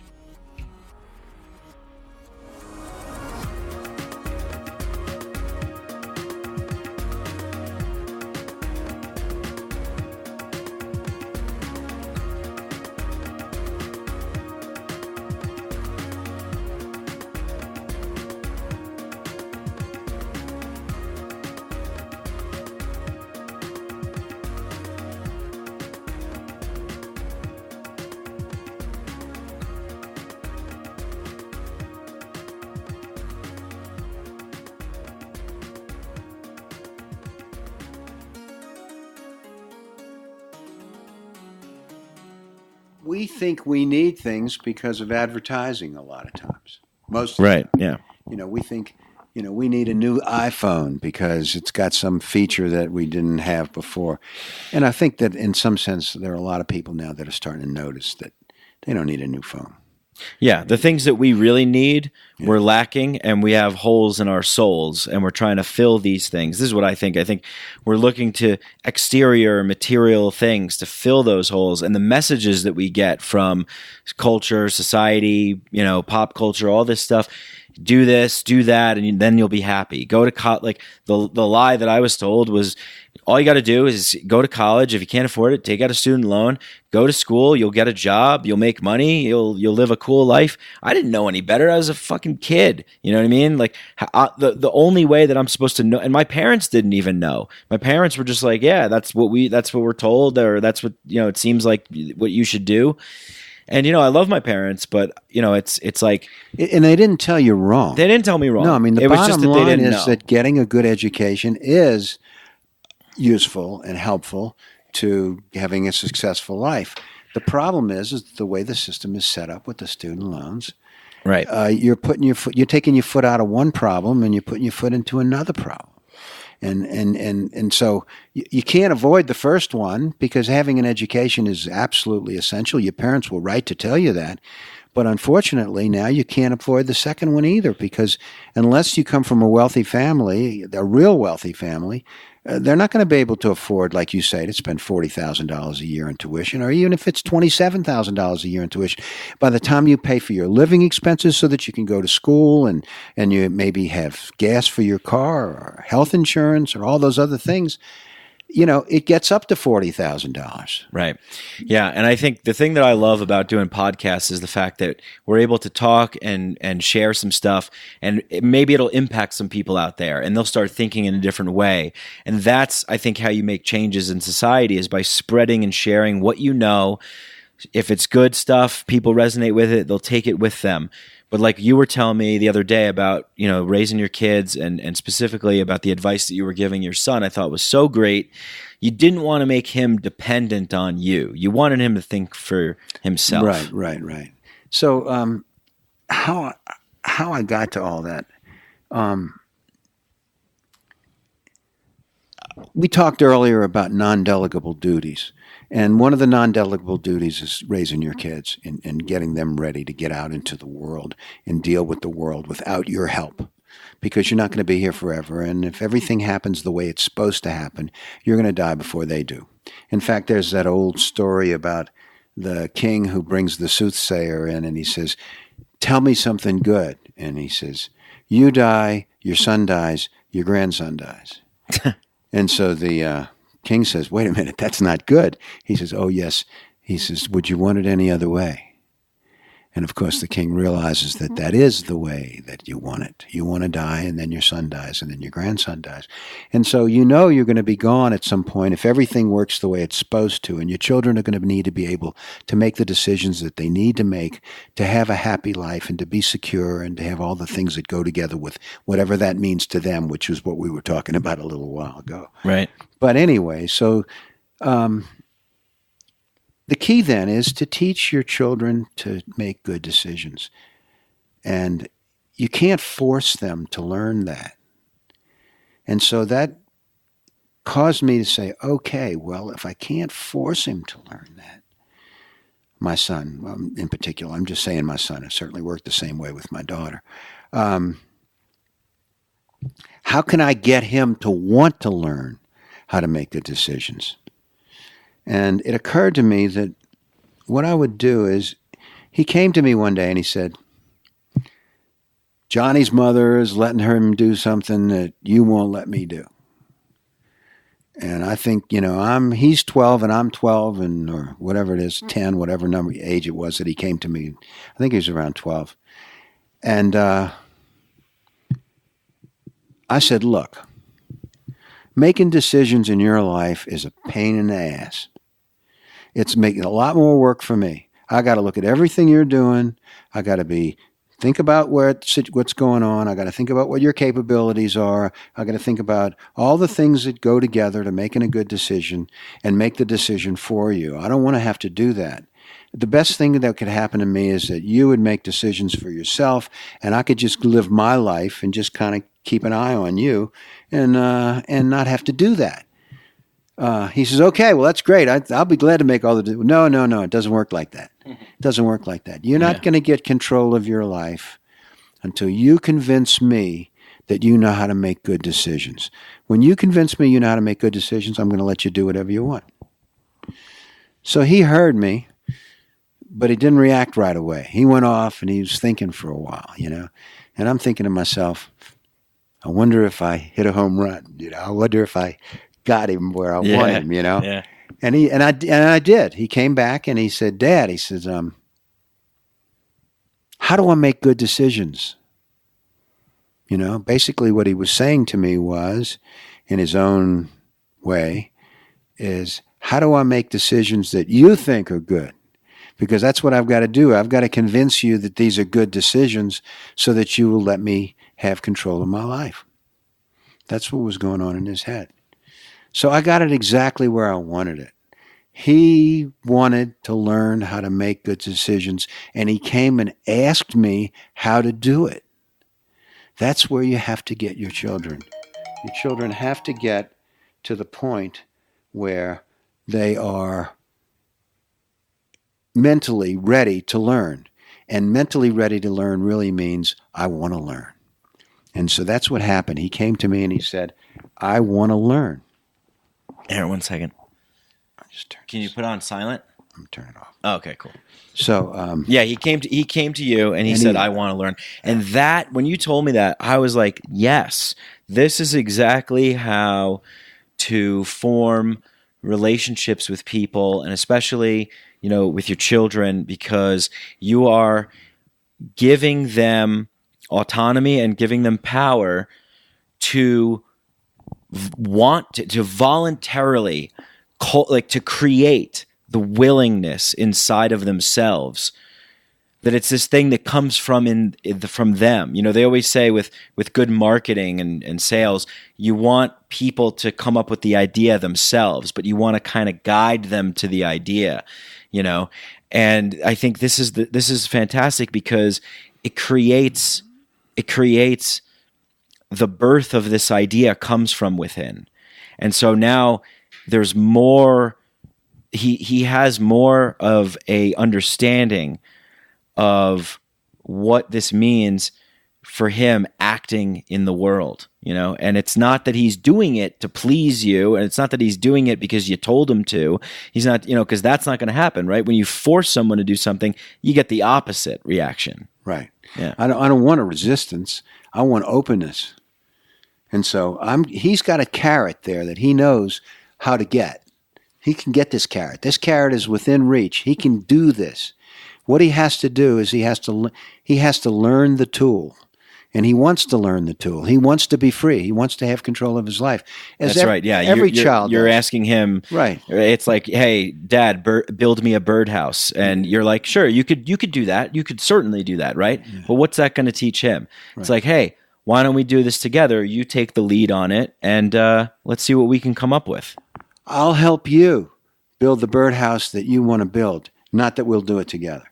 I'll help you build your birdhouse. If you want to build it, I'll help you. Right. If you want to have freedom from my dictatorial position over you, then I've given you a way out, and you decided to choose it. You decided to accept it. You decided that that's what you want to do. Okay, great. So then we start through and we talk about things like risk-benefit ratio. Okay, I don't use those words with a 12-year-old, but the idea is that what are you going to get out of this? You're going to spend all of your allowance and you're not going to have any money for candy bars. Is that okay? Is it that's going to be is it going to be good enough? Is this thing going to be good enough that you're willing to give up your entire allowance? Are you willing to give up 2 months worth of allowance? Right. You made him think. Yeah. Is this something that's so dangerous that you might lose an eye? Because if it is, I don't care how much fun it is, it's not worth it, right? So you have to say, okay, what is the worst thing that can happen? And then you say to yourself, okay, if I can accept the worst thing that can happen. If that happens, if the worst thing happens, even if it's unlikely, if I can accept that worst thing, then this is still an open thing I might be willing to do. Okay? If the answer is I cannot accept the worst thing, it's finished. That's it. You can't do that. As simple as that. And it created a hierarchy for him to look at about how making decisions. And then, of course, sometimes making a decision to do something is also making a decision not to do something else. And so then you have to say to yourself, okay, this thing is going to bring me, say, a 90 on the fun scale, but I have to give up something on the 70 scale. So the difference is only 20. And if the difference is 20 and now I've created a risk that I didn't have before, then maybe that difference, that 20 difference, isn't enough to take that risk. Even though, you see, trade-offs, sacrifices. Trade-offs, sacrifices. Yeah, because this is inevitable. This is what life is. Life is a negotiation. And so little by little, we went through the different parts of making a good decision. And then what I said to him was this. When I finally started really making good decisions, I said to him, this is what we're going to do. When you want to do something, I want you to come and present it to me, and I'm going to ask you to take me through your thought process and explain to me why you have decided that this is a good decision. And if I agree with your thought process, I'm just going to say, go, do it. And if I don't agree with your thought process, I'm going to ask you some questions, and you're going to have an opportunity to defend your thought process to me. And if you do that successfully, I'm going to let you do it. And if you can't do it successfully, then I'm going to tell you, no, you aren't there yet. You don't know how to make good decisions well enough, because look at this thing over here that you ignored. That was a problem that you didn't put into your equation. You didn't mention it when you explained it to me, and it's a problem, and you didn't deal with it, and you're not there yet. Good skills that a lawyer has, right? Well, it's good skills for everybody. It's good skills for everybody. Making decisions. And so little by little, he got to that. And then when he got to the point where it seemed to me that most or all of his decisions were well done or good enough, because one of the things that you have to do as a parent is you have to allow your children to make mistakes, because mistakes are very educating. And so at some points, I said to him, I don't agree with that decision, but if you want to do it, do it. And then I just let him do it. And then when things didn't work out very well, I'll let life teach him, because life is a great teacher too. As long as he wasn't going to lose an eye and he wasn't going to get crippled and let him make a mistake, let him make some mistakes. That's part of letting children, but you have to decide which ones you're going to do. But when we finally got to the point where he was making really good decisions, and it seemed like I said to him, okay, now you're in control of your life, but the only thing is you still have to listen to me. And he said, what do you mean I still have to listen to you? I thought you said I would have control of my life. And I said, no, you do have control of your life. I told you that, and I'm not going back on it. But I'm older than you. I love you. I've been paying attention. Sometimes I've picked up some things that maybe you haven't picked up, probably. So when you make a decision, if I feel like I want to put my 2 cents in, you have to listen. You don't have to follow it, but you have to give me an opportunity to put my 2 cents in. You have to give me an opportunity to give you my take on what you're going to do, my opinion, and then you go do what you want to do. But we have to have that deal. And that is a deal that we're going to have between us, not now, just when you're a kid, but for the rest of your life. As your father, I want to be able to, without pissing you off and without infringing on your life, to say to you, hey, Mike, this is one of those times when I just want to make sure you see what I see. Because then if you see what I see and you still want to go where you're going, fine. I'm not trying to tell you what to do. But I'd like to point out to you, hey, man, did you notice that there's a snake under that bush? Or did you notice that same guy has been sued 25 times for cheating people in a situation like yours? Or whatever it is that I noticed, okay? And so so we have that relationship. And so what I have been able to do with my son is he's my best friend. He's the one that I like to talk to the most. He's brilliant and he's knowledgeable. And because of the way I've raised him, he's been to Bhutan, he's been to India, he's been to Dubai, he's been to Egypt, he's been to Israel, he's lived in Israel, he's lived in Ecuador, he's living in Australia right now. He is a man of the world. He's smart and he's seen a lot. That's the way I raised him, okay? And he's fun to talk to. And he brings things to the table. He tells me things. He explains things to me. The other day he explained to me about neonatal cardiology because that's what he was studying and he wanted to talk to me about it. So I know a lot about something that I'm going to have absolutely no use for in my life, but something to know. And I'm kind of curious like that, Yeah, and then you were talking about before, how that the best thing that could happen is that you die, your father died, the son dies, and then your grandson dies. Yeah, and and Thich Nhat Hanh, I love Thich Nhat Hanh. Me too. And he says some amazing things. And one of the things that really resonated with me that he said was that your children is a continuation of you. He says that it's when you go, you can't you can't take anything with you. You can leave something that can hopefully make the world a better place, and the values, your beliefs, those things in a continuation of yourself. Well, that's absolutely the truth. In fact, I realized it when that nothing that you do during your lifetime, outlasts. Nothing that you do during your lifetime outlasts the way you raise your children. If you gain a lot of money or if you become a scientist, even Einstein is becoming part of the history of science rather than science. Right. Because some of his ideas have been refined and changed, and theories. Yeah. some of his theories, and eventually maybe all of them will be, because that's what we do. We go, like Camus said in The Myth of the Sisyphus, we go from falsehood to falsehood, not from truth to truth, as we refine our ideas. You know, when the ancient Greeks said that everything was made out of air, fire, and water, and later they said, no, it's air, fire, water, and I don't know what the fourth thing that they said right now. But anyway, they added something else to it. And then eventually we decided that we have elements. And then we decided that no, it's not elements. The basic thing is not elements. It's atoms.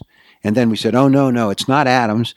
It's electrons, neutrons, and now we've got a whole bunch of other particles inside of an atom.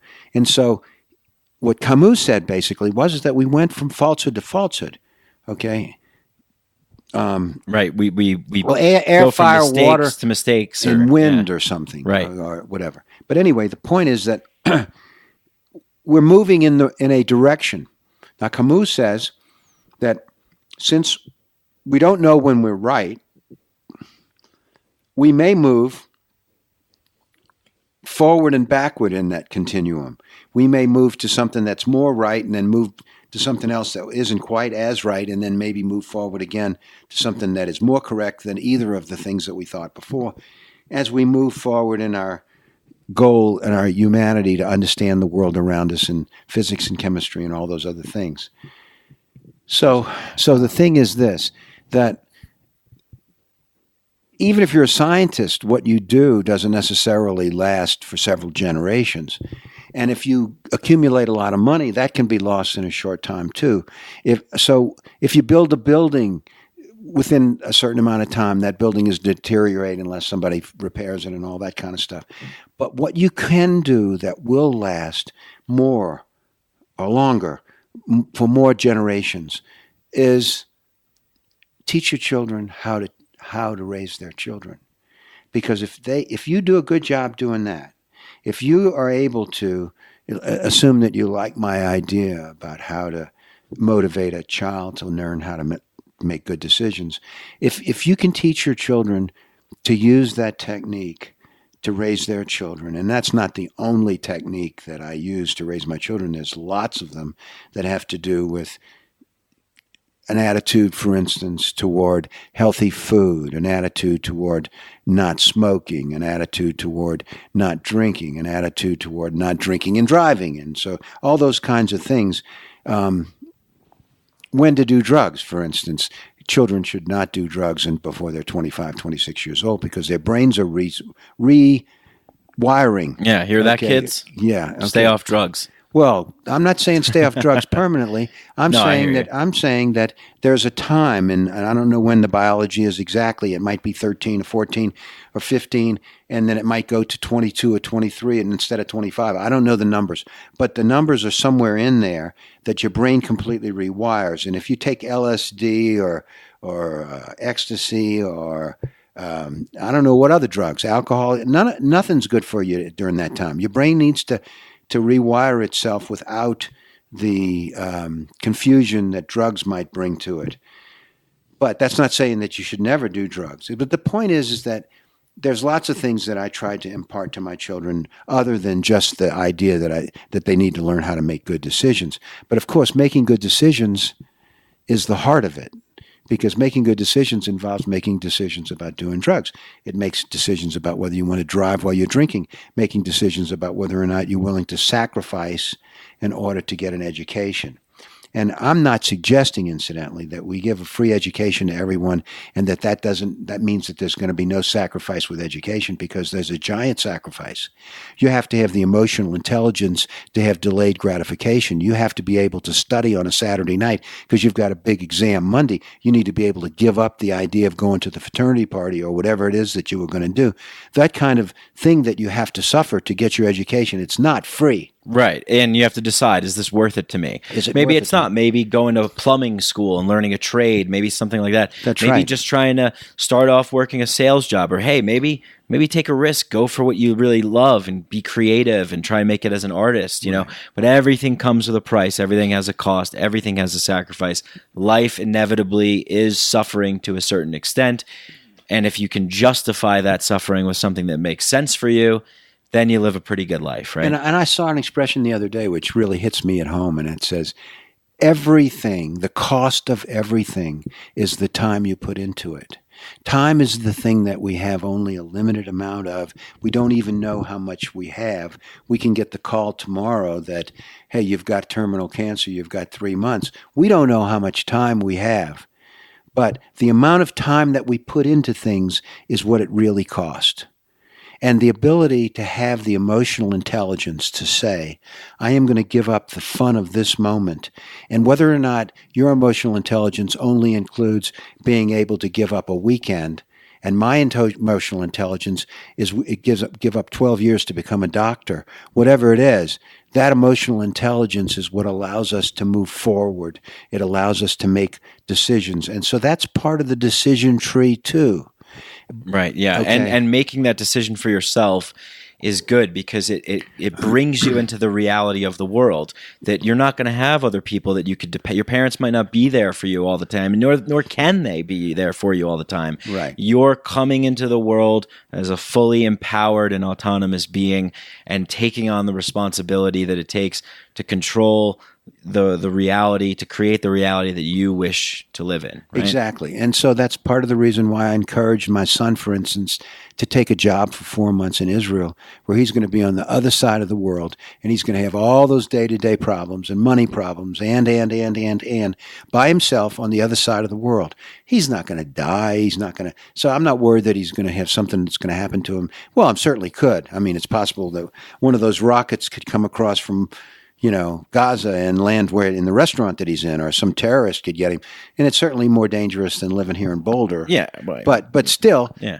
Encouraging him to be in a situation where he has to make these decisions on a day-to-day basis for himself and learn how to do that. While I'm still around where I could, bring in the Ponies Express and come at the last minute and save the day if it's necessary. Sure. But let him have those experiences. Let him live in Ecuador, like I said. Let him live right now in Australia while he's going to medical school and learn how to live in another culture and make all those decisions. That's part of growing up. It's part of being, of course, he's a man now. But still, any man who thinks that he's learned all the things that he needs to know hasn't learned the most basic thing about life, that we're always learning. And when you stop learning, you're dead. Right. Yeah, that's right. Yeah, and getting back to what we were talking about earlier in the show, like, this sort of dependency on, we have this society, this power structure that likes to just kind of take control. Don't worry, we got the wheel, we're making decisions, whatever it is. They kind of tell us what is going on. They're not necessarily leading by example, showing us. We don't have a group of wise elders necessarily that are guiding us. And you see this too with the way that we treat old people in our society. We cast them away, put them in old folks' homes. We're just like, whatever. But really, if you look back at the tribal societies and a lot of ways that people live around the world when they're living with their families and they have the aunt, the uncle, the mother, the cousin, the grandmother in the house, you're getting wisdom from experience, from years. You're getting, and the way that you talk about with your child is like, you're empowering them. You're creating this thing inside of them that says, I want to take ownership of my life. I want to think for myself. And we have this sort of betrayal in our society of that from our, what we call, what are supposed to be leaders, politicians, government contractors, even higher education systems, these privatized student loan companies and all these other things. It's really a betrayal of our tribe. It's a betrayal of our group. Right. And it's not because our leaders are stupid. No, they know what's going on. No. It's because they've decided the direction that they want to take us in, and they're willing to get us to take our eye off the ball. And the more that we have to work, the people that, for instance, that aren't making even $15 an hour and can't survive. They're working 2 and 3 jobs. They don't have time to pay attention.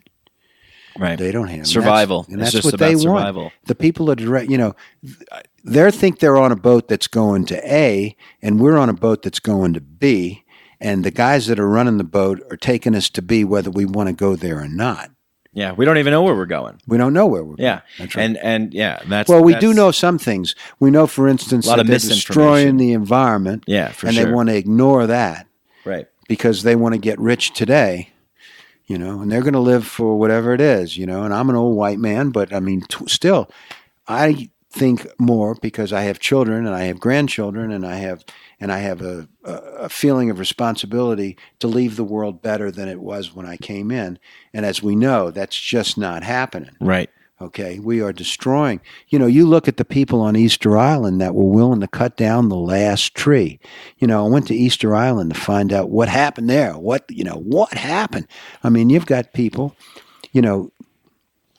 this gets into religion, but what they decided that they were going to build these moas. Do you know what that is? No. Okay, so these giant black stone heads. Oh, okay. You've seen those pictures Easter from Island Easter for Island. sure, yeah. Okay. So what happened is one group decides that they're going to take this volcanic rock, which is relatively lightweight compared to other rock, but still heavy.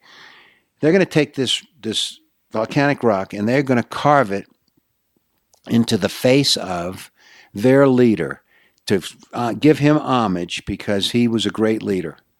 And they carve this moa out of volcanic stone and they stick it up in the ground and a lot of them had hats on them, and they're looking out to the ocean. And so what does the other tribe do? Oh, well, our leader's better than your leader. I'm going to do one too. And so they do them, and they end up having moas all over the island. Well, the problem is, how are you going to move these big stones? How are you going to move them from the quarry where they form them and dig them out of the ground to the beach and then stand them up? And the answer is they rolled logs. They rolled them on logs to get them from one place to another by taking the last log as it comes out of the back, putting it out front, and having it continue to roll like a group of wheels. They get it to where they want to do it. Well, that was so important to them, they cut down the last tree. Okay? They're in the middle of the ocean and they need to fish to survive, and they cut down the last tree. They can't build any more boats.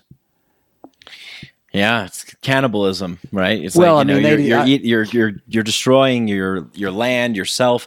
You're consuming each other. Right. It's like that's what this mess that we're in now. We're like blindly just like kind of going along with what's going on, and we're destroying the whole place and our whole environment. And for what? We get back to talking about what are our basic needs.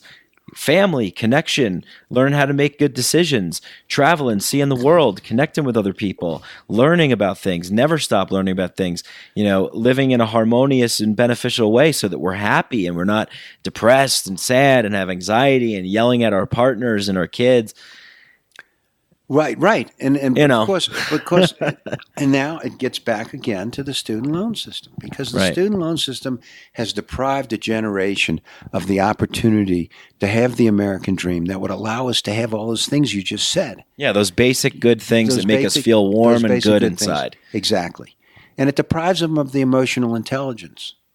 It really does. It deprives them of their ability to look at life in a wiser way, in a more knowing way.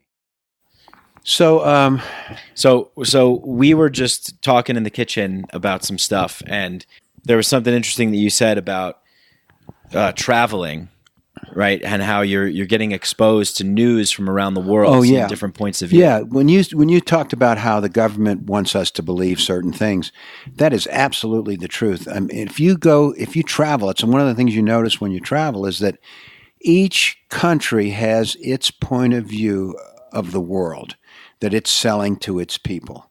And if you look at the media, you look at the news in the newspapers or the people on TV, they are giving information which reinforces the opinion of the way the world is. I mean, if you're in Venezuela and they're controlling the media there, they're giving you the impression that the United States is the big bad guy because of whatever reasons they have. And I'm not saying we aren't the big bad guy, because we are in many ways. But, Russia will have its own impression, give its own impression of people of how bad things, for a long time it would tell the people in Russia how bad it is for people who live in capitalism and how much better it is for the people that live in our society. And they'll twist the news so that everything that they get to the people reinforces their way of looking at life. And they're doing it right here in the United States, and they're doing it in every country. That's just, it happens in different ways. And so when you travel and you hear about a particular event, and you hear it from, let's say, in Afghanistan, you're in Afghanistan, and you hear about it there, and then you hear about it again in Iraq, and then you hear about it again in England, and then you hear about it again when you get home, and there's a little twist to it. It's not exactly the same facts, or it certainly doesn't draw the same conclusions. Right. We like to paint things as black and white issues, but really there's a kernel of truth to all the perspectives that are happening. It's somewhere in between. It's somewhere in the gray. It's somewhere in the nuance. It's somewhere in the existence of exchange and dialogue and, being educated about things, but knowing how to think about things, not necessarily being told what to think. You don't have to lie to get people to come to a different opinion. One of the things that I noticed as a trial lawyer is that point of view determines what you know. If you think of a table, think of a rectangular table, and thinking about seeing that table from a distance, and you're looking at the short side of the table. And you ask a witness, how wide is the table? He only sees the short side of the table, and he tells you that the table's 4 feet wide. And then if you turn the table sideways so that the long side now is facing the witness, and you ask the witness the same question, how wide is the table? Well, he's going to say, it's not 4 feet. He's going to say it's 8 feet. Okay? And then if you look at the table a different way, and you look at it so that you're looking at it kind of cat-a-corner, it's even going to be greater than 8 feet. And so you don't have to lie to come to a different conclusion. Point of view determines everything that you know. Right. Okay? And so if they can point you in the right direction, they're going to get the response that they want. And so, for instance, one of the things that I studied when I was doing trial work is something called NLP, Neuro-Linguistic Programming. And basically, the idea is to generate the kinesthetic response that you want, the feeling response that you want. And so you can tell the story in a very dissociated way, just like a picture on the wall or a TV program or something. It's happening to somebody else, and you're saying, for instance, in an automobile accident, if you say, I was stopped at a light and I was rear-ended by a truck, that might be the way you would tell the story in a dissociated way. In an associated way, you might say, I looked up in the rearview mirror and I saw the truck screeching to a halt behind me, and then I could feel it bump me and my head moved back, and suddenly I realized that I had something wet on my head, and it turned out to be warm, and I touched it, and when I looked at my hand, it was blood. I mean, if I tell it that way, it's an associated way. And in the associated way, I'm going to get a different kinesthetic response than I'm going to get from telling it in the story as if it were a picture on the wall. A picture on the wall is not going to get you in the gut the way I just described it with looking in the rearview mirror. Right. And so the people who tell us the facts of the world don't have to lie to change the way we respond to that in a feeling way. And also, they don't have to lie to tell us that the table is 4 feet or 8 feet, because they just take the point of view that gives the facts that they want, that reinforces the point of view that they want the population to have. Right, the one that serves the agenda. Right. That's right. Yeah. And so that's why, for instance, Karl Rove suggested during the Reagan administration that they create a news network that would foster their point of view. And that's how Fox News came into being. Right. Yeah. And so that's it's not an accident. Sure. And I think it's just, you look at what happens on an individual level and just magnify that, to these systems and structures and institutions that we have that, you have all these kind of these people in there trying to move things to their point of view and to their way. And, that is, I think, something that has to come with just people being more informed to what's going on, learning about themselves more, learning about their world more, and then able to kind of like correct that and get people who we can look at that are like, okay, cool, this seems to be some good decisions that are being made here that are serving, rather than that are serving us. I mean, I just saw recently, like what Netflix and Amazon both paid $0 in taxes. So, and when we look at all this stuff, like you were bringing up before about the water pollution and these types of things, the billions that we spend on war and all this stuff and the student loans, you look at this stuff, if you look at it with the ability to think for yourself, I think you could come to the conclusion that this is fucked up. Like, this is weird. It is. Yeah. Incidentally, we did not talk about water today. Right. We talked about water yesterday. So we could talk about that another time. We can talk about that another time. Yeah. Water's a big problem. Right. Water's a big problem.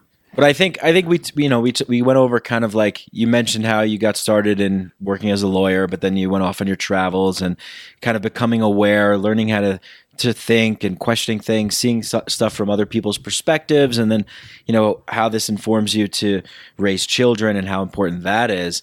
It's a really interesting node of consciousness that you're inhabiting in order to have these experiences and then be able to share them, make sense of them, and understand them. I wondered if we could talk a little bit about working,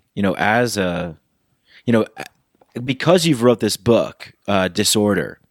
Maybe we should talk about the book and talk a little bit about what your experience was, because this comes written from the point of view of a trial lawyer. So you could tell a little bit about what that was like too. I think that would be pretty cool. Well, the book is about, the impetus for the book was that I became aware that a lot of the young people were getting themselves caught in a snare, in a trap that had been set for them by the big boys, and the idea of stealing their youth and the best part of their life, turning them into indentured servants, or having these kids make decisions that are not what we would hope. Right. Like, for instance, girls prostituting themselves or becoming strippers, or going online and taking off their clothes so that people can pay to do this, watch them or whatever. Right. Or young men going into the military in order to avoid that snare with the student loan system. And so I'm traveling across Russia, and I realize that this story needs to be told. And how can I tell it? I mean, I don't have the following or the political position or anything to get up on a grandstand. Anybody's going to listen to what I have to say. So I thought, well, maybe if I write a book that's interesting enough, that has the student loan system in it at the heart of the story, that maybe I'll create an awareness of the problem. So I got the idea, and it's about two young people, a young man who, in order to avoid the student loan system, joins the military. He's from a small farm in a small town. His family loves him, but they can't afford to pay for him to go to college. And so he joins the military, and he goes to Afghanistan, and he gets wounded, and he comes home. And he comes home to New Orleans, which is a place that I lived for many years and I know very well. He decides to go to UNO, which is not that expensive. He's got a certain amount of money that the Army's going to give him, or to go to school. And he takes that money, and he starts going to school, and he falls in love with a young woman. And it turns out that the young woman has decided to become a prostitute in order to pay for her college, to avoid the student loan system. Yeah, like a high-class call girl, right? Yeah, I mean, as expensive as she can get away with, because she doesn't. This isn't what she wants to do. This is a goal. This is something that she's doing on. Yeah, like a Elliot Spitzer girl. Yeah, maybe so. Yeah. Anyway, the point is that he falls in love with her, and he's sort of in a difficult spot because she's telling him, "I'm not going to quit. I'm going to do this until I'm finished paying for college," and. So they become lovers, and he has to put up with this. And she has a couple of customers or clients or whatever you want to call them who turn out to be very evil men, but also very powerful economically and politically.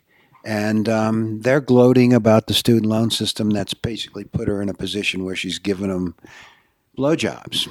And she hears them talking, and she videotapes the conversation. She takes it home. Her boyfriend, who is changed by the war with PTSD and OCD and with a crippled hand, and he feels like this is something that he needs to do something about. And the story ends up with a murder and a murder trial. And I've had many, many, many, many trials. I've been the lead trial lawyer in over 300 jury trials.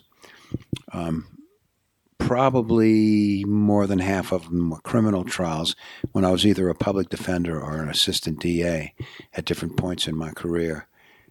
So defending or prosecuting in criminal court in New Orleans. And so I know that story very well, on what happens in the criminal justice system in New Orleans. And so everything that happens in the book, from the investigation all the way through the trial, is things that could happen in real life. None of it is real. All of it is fiction. But every objection, every ruling on the objection, everything could actually happen in a real murder trial, so that I think the reader would get a feeling for what it's like to be in such a trial from the inside, because I tell the story from the point of view of the prosecutor or the defense attorney, depending on what part of the story that I'm in. What she's thinking and what he's thinking, and that kind of thing, and what the judge is doing and why he's doing it, and so forth, so that you get the feeling for it. And then it also take you inside the jury room. But it's a story I think that'll hold your interest and be fun to read, but it's also a story that's designed to try to get the readers to recognize that there's this horrible cancer in our society, the student loan system, that has been created by the good old boy system to get a bunch of insurance companies and banks and individuals a lot of money and a lot of control over the next generation. And they are stealing, like we said before, they're stealing the American dream from a whole generation of Americans. And there's just few of us who can help our children enough to have them escape the snare. Yeah, and yeah, it's awesome. I loved reading it, and I love how it it really plays out like a chess match, and you really get that feeling for all the details, all like everything that goes into presenting a case. And really what you're showing here is an example of the process of the justice system in our country and what it's, why we have it. And I think when we've had a lot of talks and talking and telling me about, working for the DA or the, being on the prosecution, the defense, like, and I was asking you like, well, what, is one side tougher than the other? And your answer was great because, you really kind of made me understand that the point is to participate in this system that we've laid out that says, let's look at all the facts, let's look at all the evidence, let's look at it from all kinds of angles and perspectives, and let's try and come up with the best decision that we can make here, right? Right. I mean, from the defense's point of view, oftentimes you're looking at facts that you can't refute. You can't.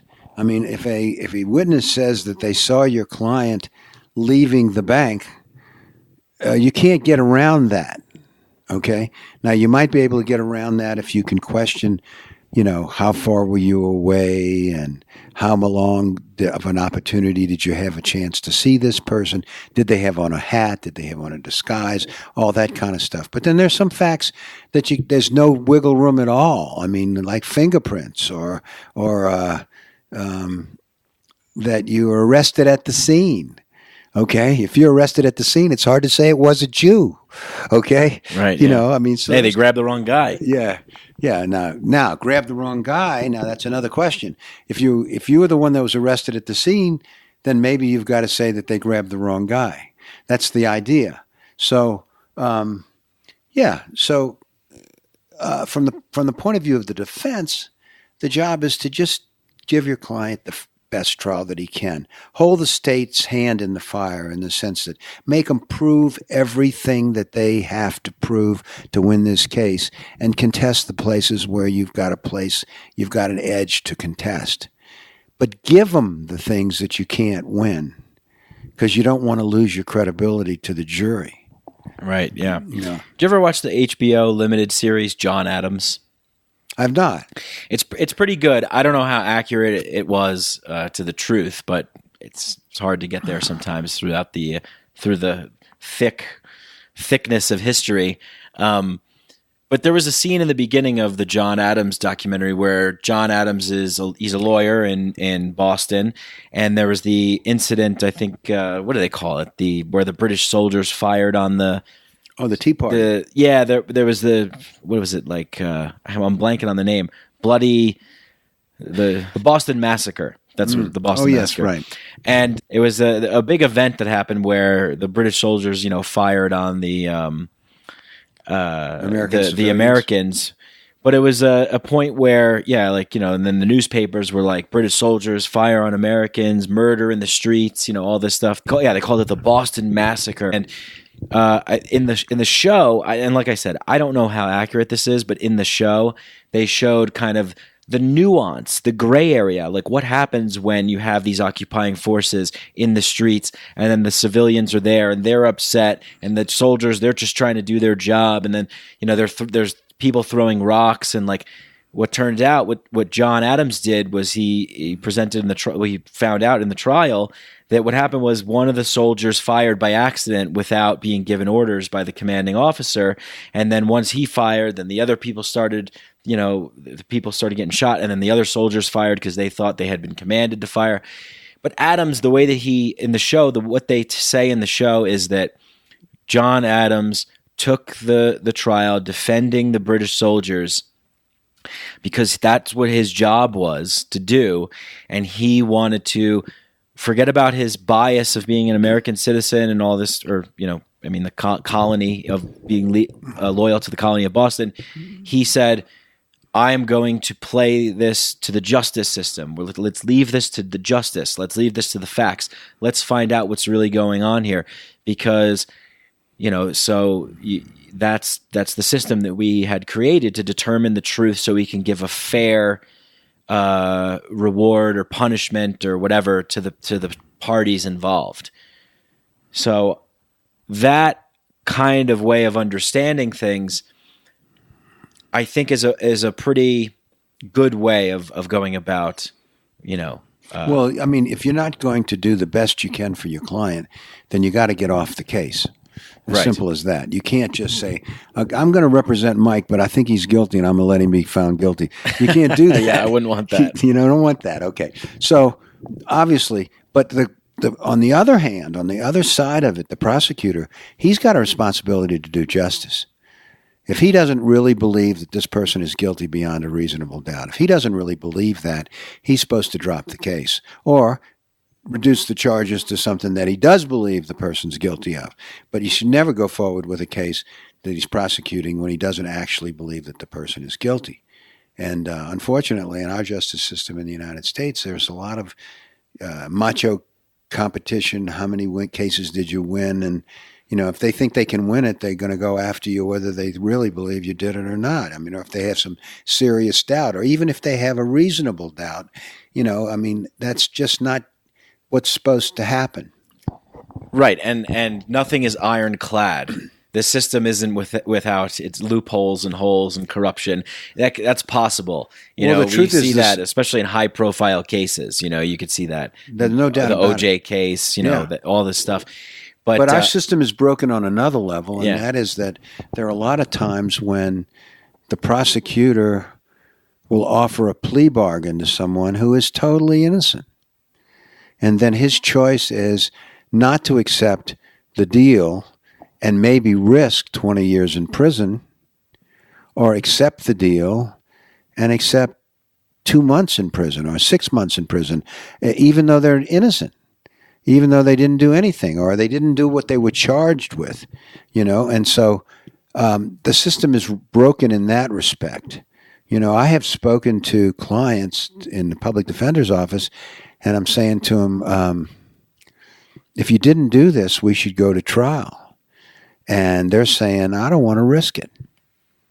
I didn't do it, but I can get back to my family in 6 months and they need me, or I can get a suspended sentence and I'll plead guilty to a felony if I can get a suspended sentence. Just get me out of here. I need to go back and take care of my family, or I'm leaving Louisiana. I'm going to go someplace else, or Colorado, wherever you are. I'm going to get out of here. These people don't like me. And it's okay. I'll plead guilty. I'll pay my fine or whatever it is. I didn't do anything, but I don't want to take a chance on ended up in prison for 10 years. And so there's a lot of that going on, and that's a bad part of our system, Right. Yeah. I mean, I think every system is going to have problems. It's about sort of recognizing what that is, being aware, being alert of it, being ready to come up with plans to try and improve it and fix it. And, I can't help but keep going back to kind of like the larger picture and just like our society and where it's going. It's like we don't have this ability to really improve on our system so much. I mean, if you even look at the education system, we haven't changed how that works. It's been the same since its inception. Kids come into a room, sit in a desk, looking forward at a teacher, and that's your education. There's so many other ways to educate people. There's so many ways. I learned a ton outside of school. You learned a ton outside of school. Learning is not constricted to this one environment, No, I mean, that's really kind of an elaboration of what I said earlier about the non-delegable duty. Right. You just can't learn enough in school to really deal with life.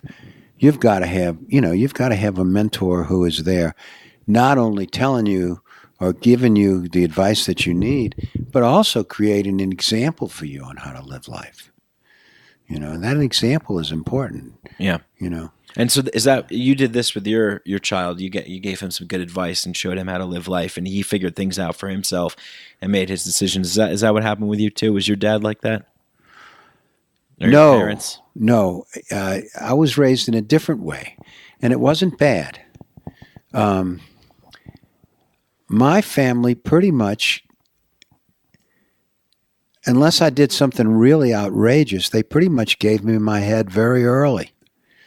Very early. I mean, I went off to school in the morning and I decided what I wanted to do, and I just had to be back before dark, and I had to, of course, not get into any trouble. Yeah, is this 1950s?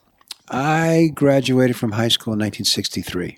Okay. So yeah, I was 15. It was 1959 when I started high school. But I mean, I had decided I was a little bitty, skinny, nothing guy, and I decided, well, if I was going to be little, I wanted to be strong. So I started going to the gym, and going to the gym meant I had to walk from the high school that I was going to school at for about 6 blocks to go to St. Charles Avenue. I don't know, it might have been more than 6 blocks. It was quite a ways. And then I'd catch the streetcar, and I'd take the streetcar downtown to the YMCA in Lee Circle. And then I'd work out with weights. I'd work out for hours in weights, and then I'd take a shower, and I'd catch the streetcar back and go home. And the streetcar ride home was, I don't know, 35, 40 minutes. by the time, and then I had to wait for it. So whatever you added, and I had to wait twice because I took the streetcar to Napoleon Avenue, got off, then I had to wait for the Napoleon Avenue bus in the dark. It was dark at night, and it wasn't a terrible neighborhood, but it wasn't great. And then catch the bus to within about 4 blocks of my house, and then I'd walk home. Yeah. And then you started wrestling in high school? No, actually, I'm probably one of the only people you ever hear of that did this, but I was a weightlifter in high school, and I went up to LSU, and when I was freshman, they used to have punch cards. You'd stand in line to get punch cards to be in a particular class, and then after you got all the classes that you wanted, you would bring them to the central place, and then they'd run them through the computer, and your schedule would get printed. So when I went to the weightlifting thing, all the cards were gone. And so the guy that was giving out the cards said, well, why don't you take wrestling? If you're a strong guy, take wrestling just as a course, a PE course. And so I took the PE course, and the wrestling coach was teaching the PE course. And he liked what he saw, and he encouraged me to come out for the team. And I ended up captain of the team at LSU. Oh, wow. Yeah. But I didn't wrestle in high school. Yeah, you don't really hear that story too much. Yeah. Not too much. Yeah, that's too many amazing. people do that, But what's crazy is my son was very much the same kind of nonconformist type person. He graduated from Cornell with a degree in neurobiology. He didn't graduate from high school. Right, yeah. So it's crazy how things work out sometimes. But, it seems to me that I think the big thing is emotional intelligence. Not just raw horsepower, how smart you are in figuring things out, but the ability to delayed gratification is such a big thing. The feeling, the empathy that you can feel with the reaction that you get from another human being from something that you said or did, and being able to modify your future actions, not to hurt their feelings if you did, or to figure out a way to give them encouragement or give them the kind of feedback which would encourage them to be kinder to you or kinder to the other people in your life, so that you make your life better by paying attention to these things. And this is not necessarily innate intelligence, or maybe it's a combination of innate intelligence and an ability to have empathy for the things that are around you. But emotional intelligence is as important or more to teach your children. And there's a great book on it. The name of the book is Emotional Intelligence. It was recommended by a friend of mine. And the guy's name, it sounds like a Jewish name, but he's not Jewish. I can't remember the name right now. But it's definitely something that everyone should spend a little time on, trying to figure out how to gain that part of the ability to see the world more clearly and then react to it in a clearer way. Yeah. Yeah, it's super important, and that's not necessarily something that you can tell people and they just get it. It's kind of something that you have to learn through time. Right. I mean, and the thing about reading a book about it is that it turns your attention in that direction so that you start noticing it in yourself and others. Right. And then you notice it when you don't apply it. You notice it. There was a poem called, what is the name of it? The Clown's Prayer. Have you ever heard that? No. I could get it. It's great. I could get it and read it for you, but it's a short poem. But it basically says that one of the things it says is that sometimes the thing that you didn't say, that you could have said, is so painful. And sometimes it's the thing that you said that you shouldn't have said that's so painful. And knowing when to keep your own counsel and not talk, and knowing when to speak up, is a whole nother thing that's so important to making the people around you feel comfortable and like you, and have a richer life. Yeah, and then you have a richer life as well. Yes. And it's that, got to know when to hold them, know when to fold them kind of thing. And that's right. Yeah, that's right. It really is. I mean, I was talking about this the other day because I used to play poker quite a bit. And, I think a lot of people think of maybe people that don't play poker think, well, I'm kind of familiar with the game. It's just about if you have good cards, you can win. You make a bet and you can win if you have good cards. If you have bad cards, you fold. And they think, generally that's the framework. But what happens is that's not always the case. Sometimes you could have a pair of bullets. You could have two aces, dealt right off the pre-flop. You're going in. You're like, this is great. I have a great hand. Then you notice other people are betting heavy. Well, what do they have? You have to start thinking, what's their strategy? How are they playing? Do they have something? Do they not have anything? You might be put in a position where you have to lay those cards down to fold two aces, or any hand that's looking really good right from the get-go is an extremely tough decision. But you could, if you're right, you save yourself some money. You stay in the game.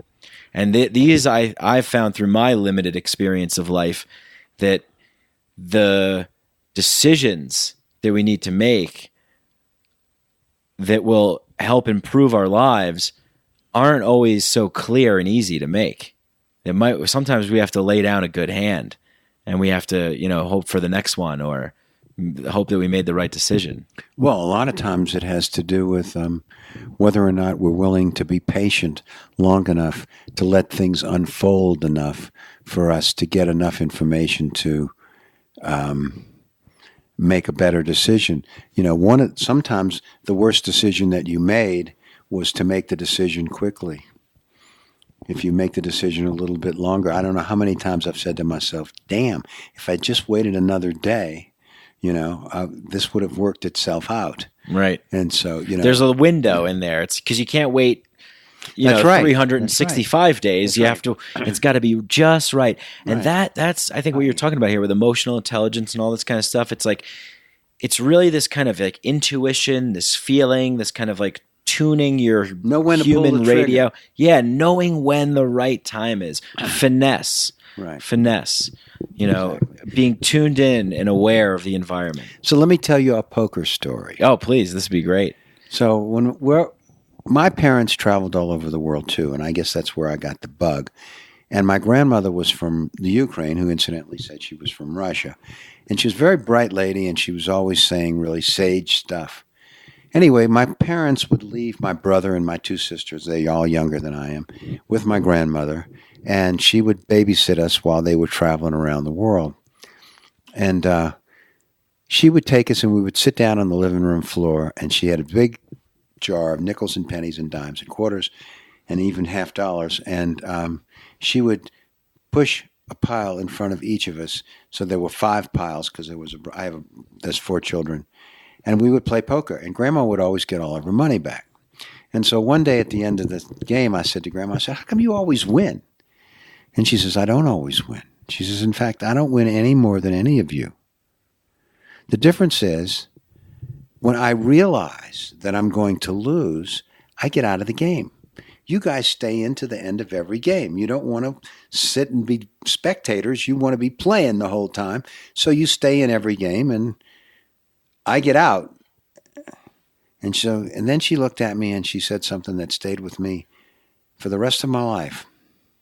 She said, it's not what you win when you win that makes the difference in the long run.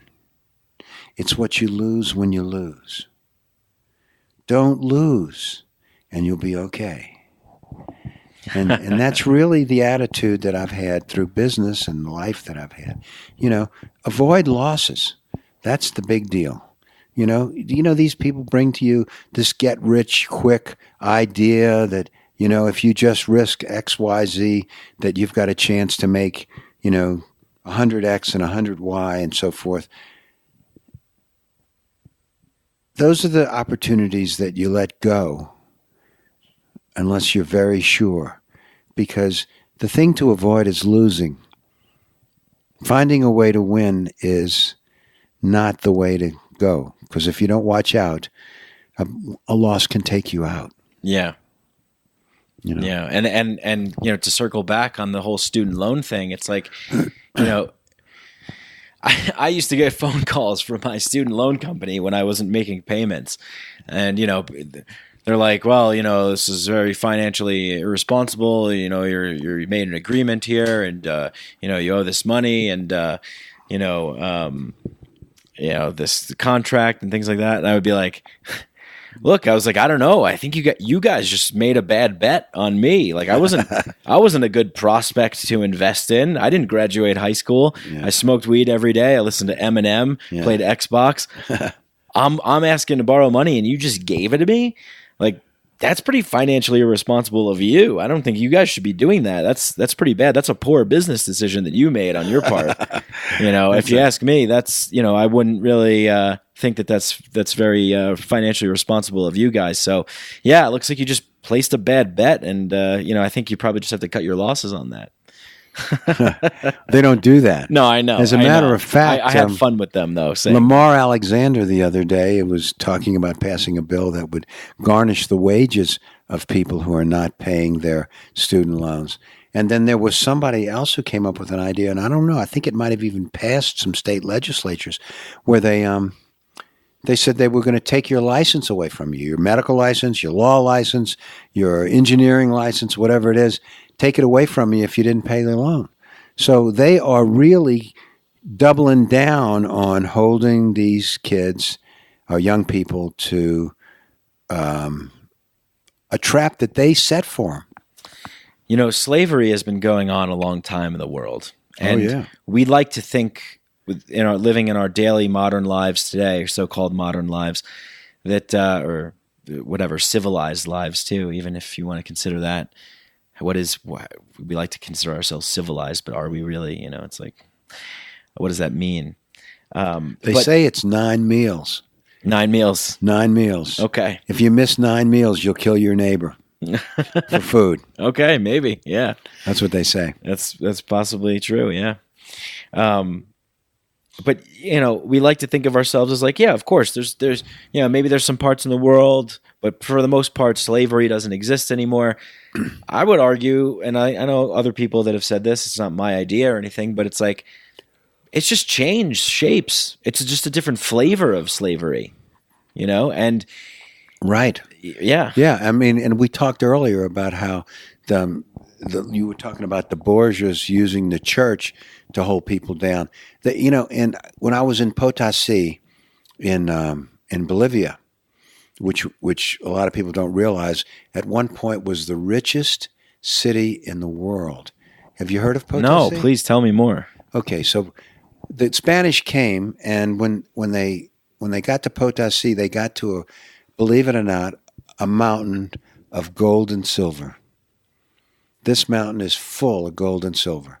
They mined it for over 100 years. I don't know, hundreds of years, maybe a couple hundred years. They put mines into it, and they kept finding strains of gold and strains of silver in that mine, in that mountain. It's a crazy looking mountain. It looks like a pyramid. It's that shape. Anyway, when the Spaniards took over the area, they put in the church, and they told the people that lived there that they had to tithe to the church, and the tithe that they had to give was 1 year in the mines. And then while they were working in the mines, they used the old company store technique. You know the company store? What's that? Okay, so I'm going to digress from my story and tell you about the company store. After the slaves were freed in the South, the slaves had no place to go. They had no money. They had no place to live. They didn't have any food. The slave owners said, okay, you're free. You can go anywhere you want. You can leave whenever you want. We can't buy and sell you. We can't separate your families or any of that stuff. But if you want to work the land like you were before, we'd be happy to rent you a place to stay where you're already staying and sell you the food that we were giving you to eat. And you can stay here and work the land, and we'll pay you. But of course, by the end of the year, the loans that they had made from the company store to pay for the food that they were eating, and the loans they were making to the slave owners to pay the rent for the places they were staying, they owed more than they did the year before. So they couldn't go What kind of anywhere. loans? Like, where were the loans coming from? Well, they were loaning them money in other words, they would go into the store. They would say, okay, the company store. And they'd say, okay, I need milk. I need a dozen eggs. They'd say, okay, they put it on your account, Mike. At the end of the year, when the crop comes in Gotcha, and you okay. get your share, Okay. then you have to pay us back. The company store is being the house, the place, the plantation. The company store was an actual store owned by the plantation, Right. that the slaves would go to buy their supplies. Gotcha. Okay. Okay, and the same thing that was used in the coal miners on the East Coast. And if you remember, there was a guy by the name of Tennessee Ernie Ford who wrote a song about it. I owe my soul to the company store. That's what that was about. Okay. Okay, so they did the same thing to the people in Potency in the gold and silver mines. The church started them off with a tithe for the year, and by the end of the year, they owed so much money, and they, for the explosives that they were using to mine, and for the tools that they had to buy and or rent, or they had to pay for the food for their families. By the end of the year, they owed enough money that they never got out of the mines. Never. Their entire lives. And the church did that. The church, in cooperation with the mine owners, created that situation. They turned them into slaves. And so it's not unusual. It's not unusual. Sure, right. And I think maybe the modern church of today is the corporation, the multinational, international corporation, right? Right. And, you talk about the government doing things that you don't want them to do, or spending money the way you don't want to spend them. Recently, we had the Citizens United decision, which allows corporations to spend as much money as they want on political campaigns or political ideas or things that they want to push forward. Well, think about it. I own stock in the corporation. I didn't agree to spend my money to support a campaign against global warming. I didn't do that, and they say, well, sell your stock. We're doing it. We're spending the money that way. But this is a corporation. I put money in. I bought stock. I'm an owner. I didn't agree to spend the money that way. Well, too bad. Sell your stock. So we have a lot of that goes on. People just taking advantage of the situation. And you've seen this kind of thing, as we were talking about before, you've seen this kind of thing in your travels all around the world. Is there any place that you visited in particular that you saw like, wow, what a difference, or, what a different way that they're doing this, that they're kind of wrangling the people here? Well, actually, we always talk about how, the justice system has problems, but it's the best system. It isn't the best system. Let me tell you about a system that's better. I don't remember the name of the country. I think it might have been Taiwan, but it was one of the countries in the East. What they did was this: when you went to law school, they first thing they did was they divided you into two groups. You were a public lawyer or a private lawyer. Okay, and so the public lawyers learned what they needed to do their public work, and the public lawyers then, when they graduated from law school, they were they were given briefs. So they were told, okay, in this particular case, you're going to be the prosecutor. Okay, and then they would give somebody else a brief, and they would say, in that same case, you're going to be the defense attorney, and then somebody else in the same case, another lawyer, you're going to be the judge in this case. Now, in the next case, when they bring you the brief, they give you the brief, and they say, okay, Mike, in this case, you're going to be the judge. Or in this case, you're going to be the defense attorney. And then the next case comes along, and maybe you're going to be the defense attorney again, or maybe you're going to be the judge again, or maybe you're going to be the prosecutor again. So you've got 30 files in your office, and 7 of them you're judge, and 13 of them you're prosecutor, and 10 of them you're defense attorney. Okay? So you don't get a mindset. You don't have a mindset for a particular point of view. Everybody's not guilty. Everybody's not innocent. Each case, it's your job just to do your job from that point of view in that particular case. Okay? And then the judges, it's not like a trial like we have in the United States. What happens is the judge will say, okay, now the guy who's playing judge now, he's the judge in this case. He tells the prosecutor, okay, I'm going to give you until April 30th to bring me all the evidence that you have that the man's guilty. Okay? Then, so the prosecutor says, okay, judge, I'm bringing in something Tuesday. Okay? And then they check with the defense attorney. Okay, great. That's good. We'll get together on Tuesday. He brings his material to the judge, whether it's documents or whether it's a witness or whatever it is. And the judge hears that. And he puts that in his head some place where or writes it down, he takes his notes, whatever it is. Then the prosecutor does that again and again and again. Okay, April 30th comes, and the judge says, okay, are you done? Are you finished? I told you had to be finished. And, well, no, judge, actually, I need an extra day or two. You ask for that, the judge gives it to you and doesn't give it to you, and that's over with. Now it's the defense attorney's time. So he's going to do it. Or the judge might say to the prosecutor, in the middle, he says, you brought me that guy's wife. I want to talk to the husband too. Get the husband in here. I want to hear what he's got to say because he must have seen something. Okay, so the judge then, he can ask for evidence for the prosecutor to bring. And then the defense attorney does the same thing, and the same process passes. And so after the process has gone on for a while, then the judge says, okay, on September the 20th, I am going to make a decision unless one of you brings me something else. I'm ready to rule. Okay? And if he doesn't get interrupted on September 20th, he gives his decision. Now that is a system that's likely to come out with justice. Okay? Sure, yeah, more likely. There's always the possibility that the judge could have his own agenda and be corrupt as well. Of course, but we have that here too. Exactly. Yeah. So like we said, it's never going to be perfect, but it could be a little bit better. No. The point that I'm trying to make is I'm not saying that ought to be our system. It would be good if that were our system, but the point is that we just take it for granted as Americans that everything we do is the best. Yeah, well, we're told that all the time. That's right. And if you pledge allegiance to the flag. Yeah. And if you just go out into the world with your eyes open, you're going to see things that are better. Let me give you another example. Sure. Okay. Here in the United States, we make ethanol out of corn. Stupid. We're making one product out of another product. We are eliminating a lot of food that we could sell to someone else or that people that could eat starve. That's stupid. Look what they do in South America. They make ethanol out of bag ash. You know what bag ash is? No, what's that? Okay. Bag ash are the husks of sugarcane.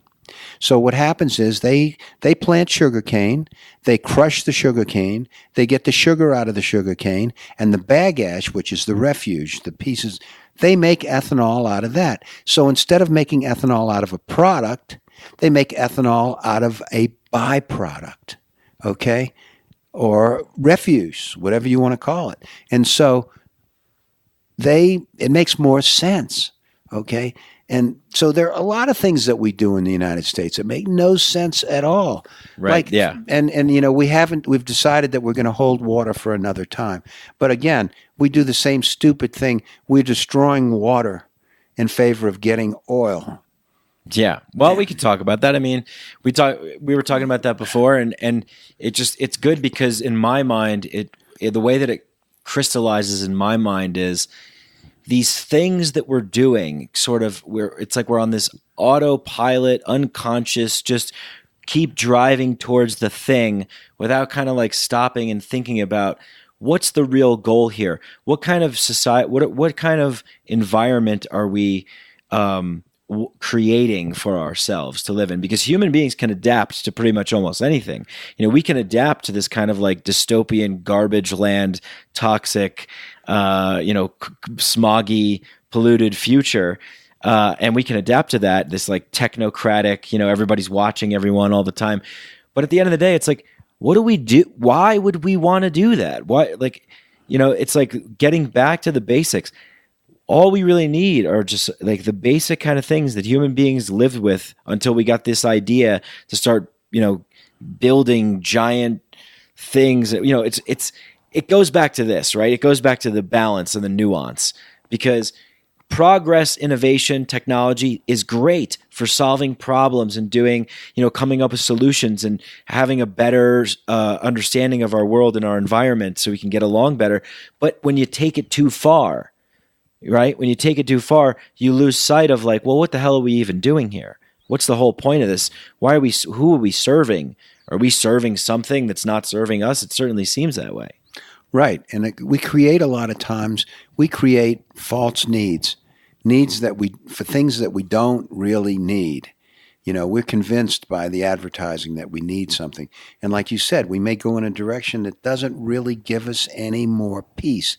It doesn't give us any more of what it takes to be happy. Like our jungle lord who was happy with sleeping in a bed with fleas. I mean, he's that's as good as it gets. So when do we say, look at the guru who sits in the mountains, okay? And he's at peace, and he's got almost nothing. He's got almost nothing to eat and not a comfortable place to sleep, but he's happy. We create these false needs, and then we get on this track like a squirrel in a cage with running around in a circle, and we're doing that, and we're not noticing that we're not getting anywhere. We're not getting closer to the goals that we want. And what is the goal? What is the goal? Is the goal is it just some kind of shallow happiness where you go to a movie and you're happy for 2 hours and then you go home and you're depressed again? That's not it. Okay? At some point you want to say to yourself, I'm happy in my own skin. I'm happy in the life that I've cut out for myself. Whatever it is.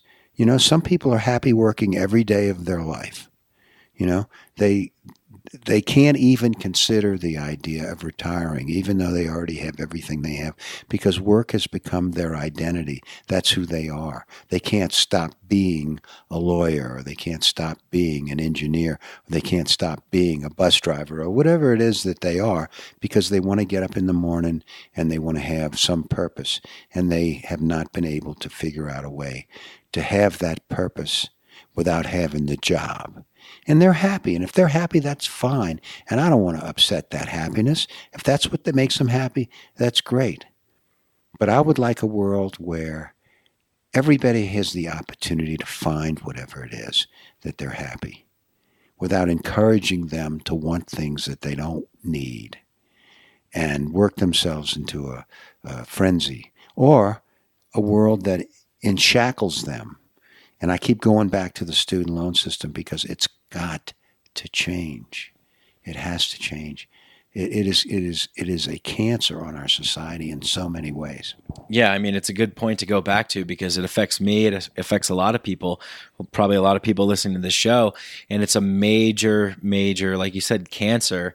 And it's, there's others too, but this is a big one. And if I think, and I agree with you. The reason why I agree with what you said before about raising your child is that I believe that's how, if we were a wise and smart group of people in society, that's the way that we would want to go about advancing and progressing, is to, have the ability to think and to figure things out. Education is so important. All of the greatest you look at hunter-gatherer tribes all around the world, we look at these ancient civilizations, all of the really great ones had a system of initiating the youth into adulthood, teaching them the ways of the tribe, the ways of the group, to honor and respect and to live in balance and harmony and to be wise and to be strong and to be firm and have integrity.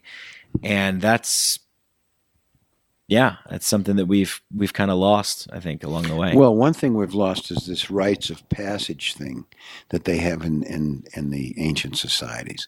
I mean, the Jews still have the bar mitzvah, but, this idea, and I think there's, the Christians have the communion and things like that, but I don't know whether or not that involves the learning that's required for the bar mitzvah. Yeah, I think it's pretty, I read a lot of like Joseph Campbell works and kind of mythologists, Robert Bly, Robert Moore. Robert Bly is the one that really turned me on to this idea of the rites of passage. Right, yeah. Yeah. the story of Iron John, the boy, becoming a man. And it's really kind of, what you were saying before about figuring it out, making some mistakes, learning as you go, right? That sort of thing. Allowing a child to make mistakes that aren't going to kill it, right, that aren't that kind of thing. I mean, it's almost like the family that says, I've got to make sure that everything is absolutely pristine in the house, and the doctor's saying it's okay if the kid eats a little mud,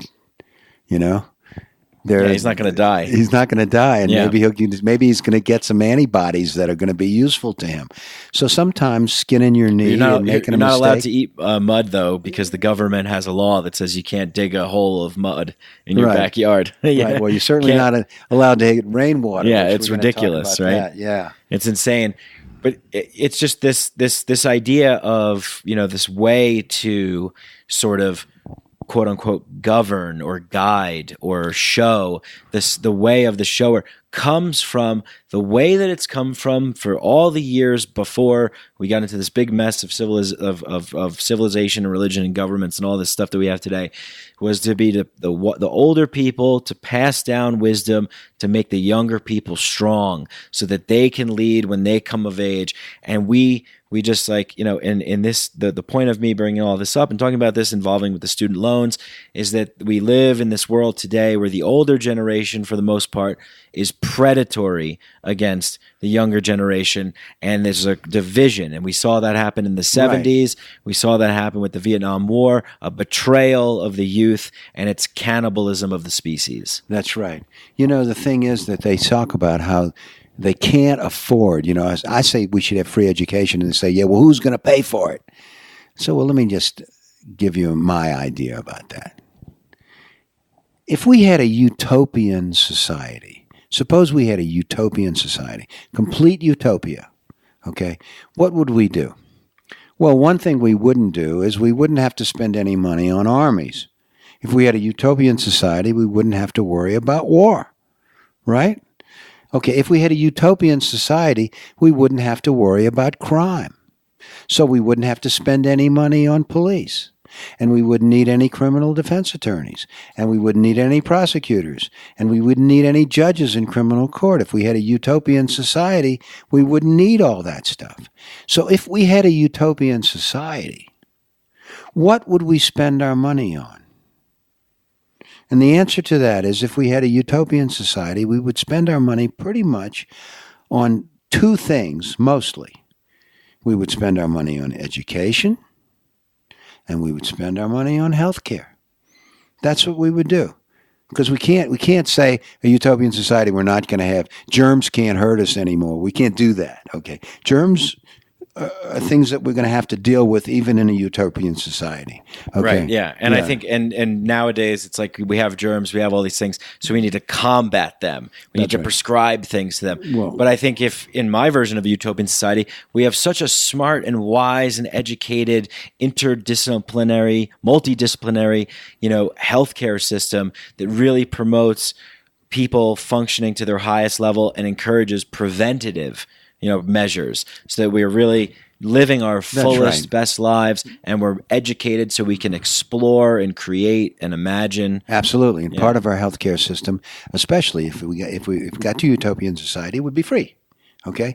So if it's free, we don't have to spend time filling out insurance forms. We don't have to spend time getting permission from the insurance company. Well, it's technically not free, but it's the way what I mean by that is we all decide to come together to say we're going to spend our money on this. To spend our money on this. This seems important to lift our species up, to create better things. Right. Everybody, please voluntarily contribute. Your portion to making this goal possible. Well, your contribution goes toward making sure that people who need health care get their health care, and people who have not been educated to get their education.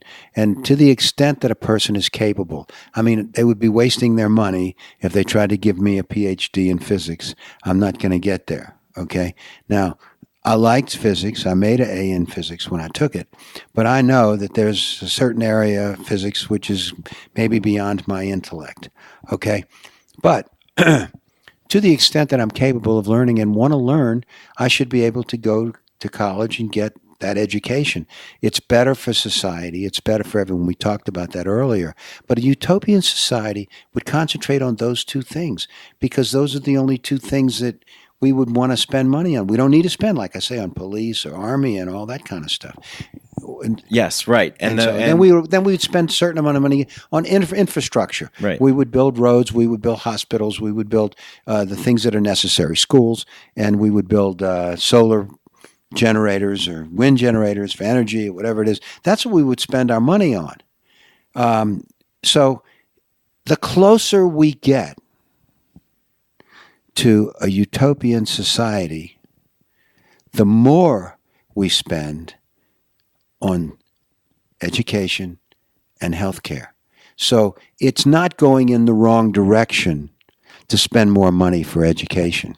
It's going in the right direction. Yeah, and it's just about making sure that it's done in a proper way that's fair and makes sense. I always hear people saying like, "Oh, but like it has to work this way or it has to work that way." We'll figure out the way that it could work. But basically, what we're saying here is that as people who are wanting to learn and to grow, and this starts at a young age by parents teaching their children in the proper way of how to think, how to make good decisions, these sorts of things, that what's worth putting our attention on? What's worth transferring a portion of our energy and time to?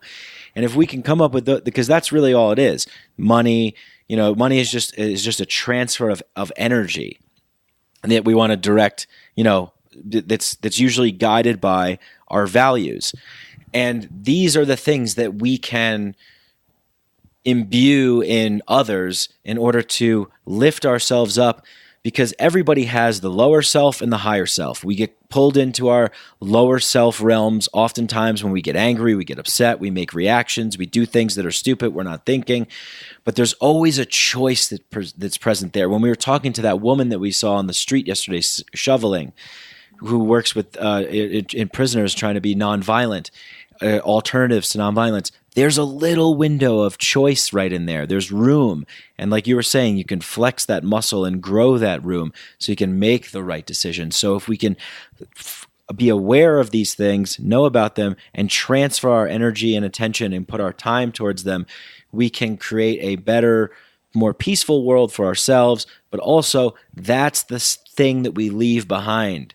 And you said it on the podcast before, we leave the world to be a better place. So let's leave this show for people to come out feeling like, that this is a better place. And maybe you can talk a little bit about like your experience, your life experience, and what you may share that with like some of the listeners and who are out there probably around my age, a little and younger, to go out into the world and Well, I take think it away. You've heard the expression of selling your soul to the devil. Right. Okay.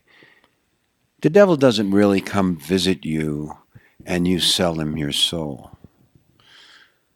In my view, what really happens is some opportunity presents itself in your life for you to do something which has no integrity, or is dishonest, or lying in a way that hurts someone else, or gives you an unfair advantage. And when you decide to do that, you just sold your soul to the devil. Because you have to be able to look in the mirror and point to that person in the mirror and say, "You're a good person." And as soon as you decide to do that, as soon as you decide to do that dishonest thing, as soon as you decide to say that lie, to take something that doesn't belong to you, to make a decision that steals your soul, then you've sold your soul to the devil. And you've gone down that road where you can't look yourself in the eye anymore. You have, because you know you did that. You know you did it. and you knew when you were doing it. I'm not talking about the kind of thing where you make a mistake and you do something and you say, doggone, I wish I hadn't done that. If I hadn't done that, that other person wouldn't have had this problem or whatever it is. Now, I'm not talking about that. I'm talking about making a volitional decision to do something that you know is wrong. That's where the rubber meets the road. That's where you decide who you are and what you're going to stand for and who you're going to be in your life. And it's that person in the mirror. That's the most important person because that's the one you can't fool. And if I would make a recommendation for people, is that they maintain that relationship with the person in the mirror. Maintain that relationship so that you can look at yourself and say, okay, I know I have made some mistakes and I have hurt some people. And if I had to do certain things over, there's things that I would definitely do differently. But I can honestly look myself in the eye and say, and I'm not saying that I can do this because I've done bad things too, and I'm sorry for them. And I think back about them, and I think to myself, boy, that wasn't right. I shouldn't have done that, and I have. Okay, so I can't say that I'm pure, deserve to be the Pope or something, but we should all strive to be able to look in the mirror and say, I'm doing the right thing. That what I'm doing is not because of the selfish motives. And I'm not saying that selfishness is something that we shouldn't indulge in. Selfishness in many ways is a good thing. Selfishness is what causes us to want to get a better job. And how do we get a better job? We get a better education. How do we get a better job? We become more useful and to the people in our society. They pay us more because we are able to provide a good or a service or something that is valuable to them, so we get paid more. So selfishness is not necessarily a bad thing, but the point is that if you're willing to do something that you know is evil, that is wrong, for a selfish reason, or you do it just for the glee of making someone unhappy, that you've got to avoid. That you've got to avoid. If you want to be at peace when you're sitting on the porch, when you're old, then you want to be able to do it so that you can look in the mirror. And then the last bit of advice that I would give to people is exactly the advice that my grandmother from Russia gave me. I told you she was a sage. I asked her one day, I said, Grandma, what's it like to be old? And she said, well, Paul, you don't realize you're getting old. You get tired. And after a while, you get so tired that there's just not much that you want to do or you can do anymore. And at the end of it is basically rocking in a chair or sitting on a sofa and thinking about your life and thinking about your memories. And then she looked at me really hard and she said, but you don't have those memories unless you make them. And my advice would be that if there's something that you want to do, do it. Don't wait. Don't get to be sitting on the porch when you're old and saying, I always wanted to see the Northern Lights, but I never went to see them. Man, and you've lived such a life. You've traveled, you've raised a family. You worked as a trial lawyer in New Orleans. You were on the wrestling team. You learn how to play the guitar. You speak other languages. We met at an ayahuasca center in Peru, drinking ayahuasca with shamans in Peru. You've been traveling across the hippie trail and have all kinds of stories from that. And it's really like, if you really want to understand what this world is about, and if you want to understand what yourself is about, and this experience that we're existing in, that we don't know if there's any, we don't know. So get out there, do it, try it on. Right. Taste it. Don't hurt anybody else. Yeah. Just be good. Yeah, be good. Yeah. And that feeling when you're looking at yourself You know that feeling when you're doing yeah. something right, when you're doing something wrong. When if you're not a psychopath or a sociopath, and we know 1% of the population is, so right, there's some people who actually can do wrong things and it doesn't get to them. Right, that's troubling. We're not going to be able to talk them out of that. Right, all we could do is kind of prepare ourselves to be aware that that exists. Well, to pay attention to the dangers in your society. But if you look at our society, as dangerous as it is, and as fraught as it is with people who would hurt us or take things from us that they don't deserve, we're safer now than we've ever been in the history of humans. We can go into a bus station with 500 people there that we don't know, and we're in no danger at all. Yeah. We can get on an airplane and fly to Uganda and get off the plane and not expect to be attacked by the locals. Yeah. And in fact, expect that we can go to the hotel and find out what's going on and be treated as a human being and leave with our money and our lives and had an experience someplace. You couldn't do that for much of history. Right, yeah. This is I believe in the evolution of consciousness, because I believe that by exposing ourselves to novelty and diversity over time, that we are exposing ourselves to our subjective consciousness, the way that we perceive the world, the way that we see things. We're just a part of this entire thing, this entire field of consciousness. And we're experiencing life from a certain point of view. And the game is to experience that and understand from all kinds of different points of view. Consciousness understanding itself subjectively. And how fun is that? You get to meet interesting people. Everybody has different experiences, different stories, different cultural backgrounds. And the diversity and the novelty and the experience of that makes the candle worth its salt, as Alan Watts used to say. It makes it worth it.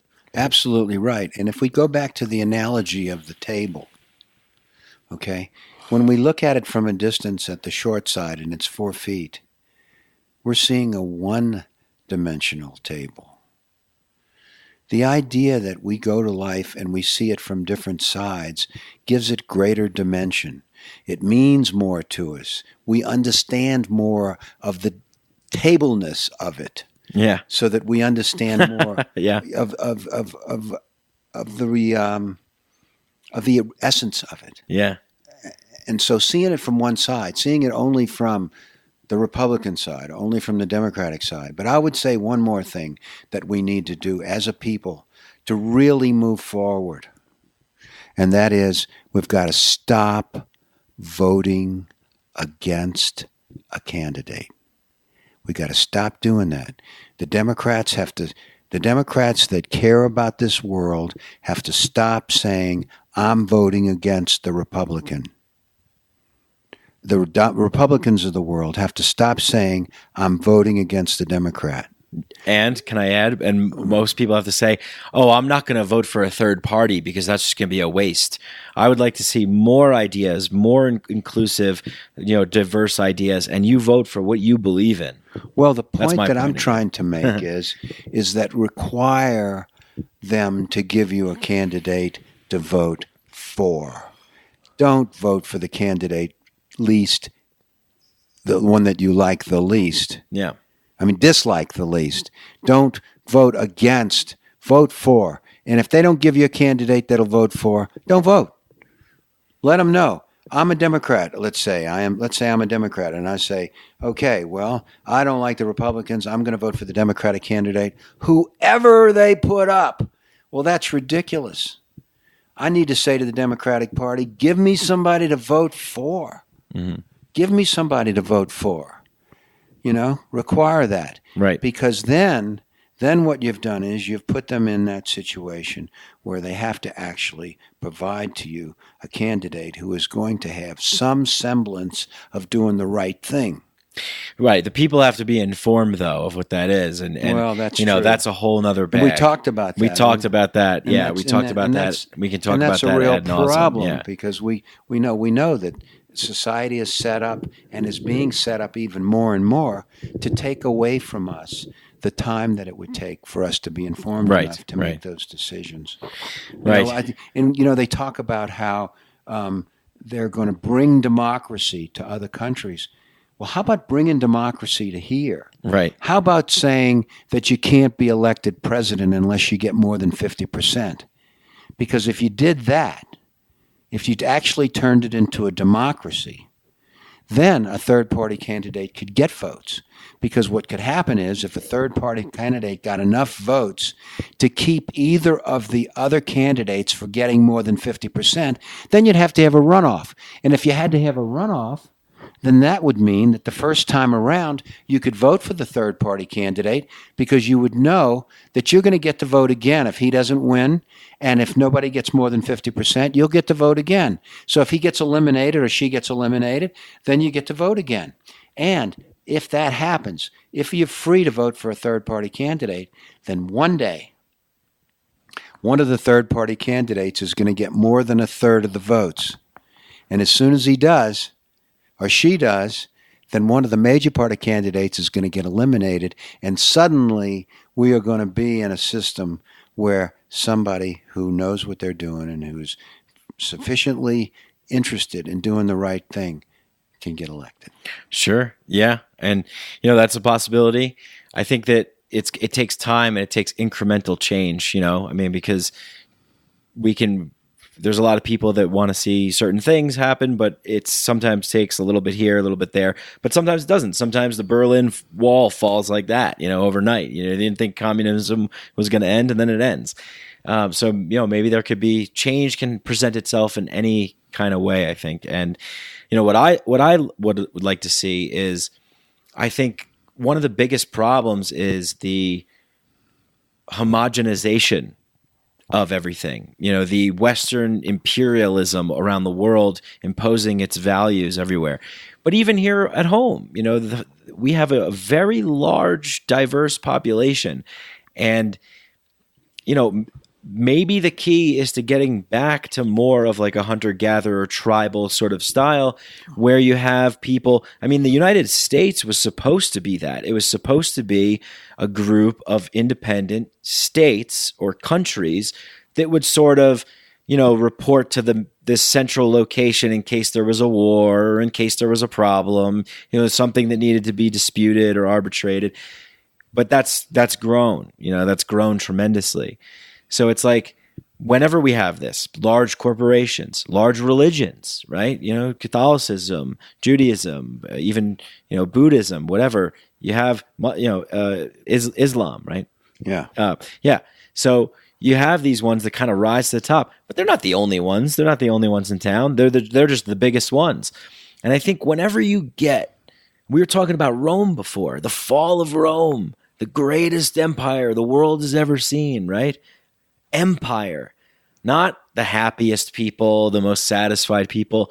So I think, some kind of like breaking apart into smaller areas would help better serve the people, like voting with your dollar, buying locally, getting involved in local things and local issues. And that really can make, I think, an impact, because to have like this centralized, place that's in command of, millions and millions and hundreds of millions of people, you're going to have problems that you're not capable of really dealing with. And sometimes the solutions are going to be like shit that we've seen, stuff that we see playing out, these terrible solutions that don't really work. Well, that's certainly true. But to play devil's advocate for a moment. Sure, please. There are parts of this country where prejudice is accepted, and if it wasn't for the federal government coming in and making some rules that required people to treat other people in a just, equal way, those areas of the country wouldn't get there. And so there is something to be said for the nation state to impose itself on the Yeah, I think that this is also another area where we're looking at where's that how do you tune that guitar to sound sweet? Exactly. And not overstep. You don't want to be crushing people's skulls and throwing people in, prison camps. On the other hand, you're not going to allow them to have segregated schools. You want to try and do the right thing without being too commanding and forceful in your endeavor to do so. And I think that's the way that human beings operate. Hierarchies are natural. People are going to come together. They're going to want to impose their will, but the citizens need to be informed as well. The people, the human beings living there need to be informed. I think that we've gotten to that on a number of occasions in this conversation. Yeah. And that is an important part of it. We have to have an informed populace. Yeah. And that's why I'm so strong for the idea that if you're capable of learning and you want to learn, the state should provide the education to you. That's why it's so important. And so I'm getting back again to the idea of my book. The thing is, we have to go to free education. We have to go to at least education that is affordable, so that the kid in the ghetto or the kid in the tribe in Africa that was brilliant, that kid gets to go to school. That kid gets a scholarship or whatever it is that he needs, or that at least that there is a junior college and a state college system, public system, that they can go there. Maybe they can't go to Harvard, or they can't go to Yale, or they can't go to Cornell, where it costs $60,000 a year to go to school. Maybe they can't. Yeah. Okay, but that's okay. If they can go to a good school, they can go to a school that's good enough, that's going to give them the education that they need. Yeah. If you look at Malcolm Gladwell, have you read his book? Yeah, Malcolm Gladwell, yeah. Gladwell, the book that he wrote about David and Goliath. Sure. Okay, you remember he talked about how it's not always an advantage to get into an Ivy League school. You might get into an Ivy League school, and as a result, you get a C in biology, and that keeps you out of medical school. And if you'd gone to some state college in some small place, you might have gotten straight A's and gotten into med school, and you'd have been a great doctor. Yeah. And so it's not always an advantage to go to but the point that I'm trying to make is that there ought to be a public system of universities that's free for the kids. And, you want to have a tough exam to get in? Fine. You want to have, you have to make certain grades in high school to get in? That's fine too. Or that there's some kind of a test that can test the kids that are the nonconformists of the world, who are just as bright, but for some reason or other can't work within the system in high school. Different kind of intelligence. Different kind of intelligence. Different kind set of up alternative programs, encourage the arts and stuff. Yeah, exactly. Well, maybe not even not the arts. I mean, maybe some of these kids didn't do well in high school, didn't make a good grade on the SAT. They worked for 3 years in a garage or something, and they decided they wanted to go back. They could be a physicist. I mean, that could still happen. Well, I think, I think the schools we need to figure out a way to really incentivize. And I think I think the state's involvement in them, I don't want the state, determining what the curriculum is, at least not this current state. I mean, I think if we're talking about here, we're able to kind of learn and grow and see things from the big picture, and we can figure out as a society how to organize in the best way that serves people. If we can get to that point, then maybe we can have some kind of, delegation, because we know, okay, good. But it all starts with the parents at home being involved and really kind of making sure what your kid is learning and experiencing is good and correct and right and serving. And, maybe there's and I think that right now, the way that we, we don't necessarily have a free market. We have this crony, corporate owned government, thing. But if we had some kind of system where we were able to say, okay, teachers should be paid like what professional athletes are paid, in my opinion, or Hollywood movie stars, or doctors, lawyers. That's the salary that someone that's teaching this new being that has come into the world to what they could be and how they could develop fully, right? So that's one of the most important things. If we really cared about our teachers, they would be treated like rock stars. The best teachers would be making millions of dollars,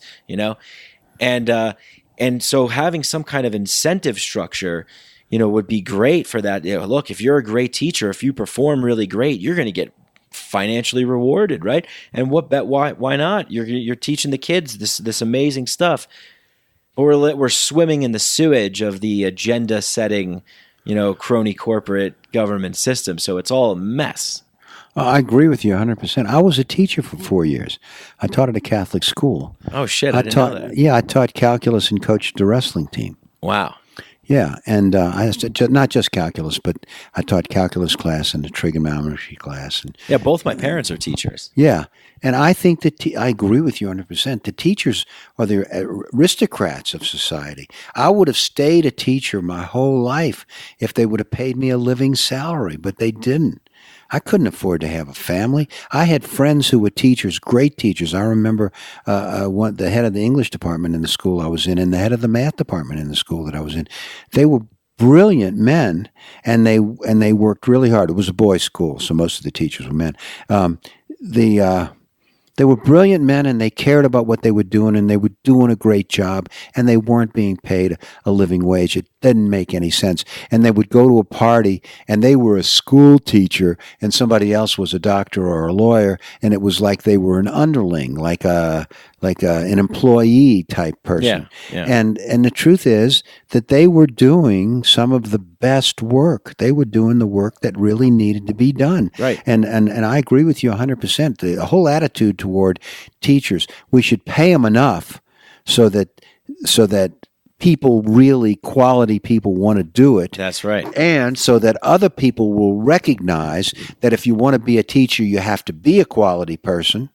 That would be a great step forward. It's insane to me because it just shows you what we value in our culture today. It's right. Like teachers get treated like shit. Kids get treated like shit.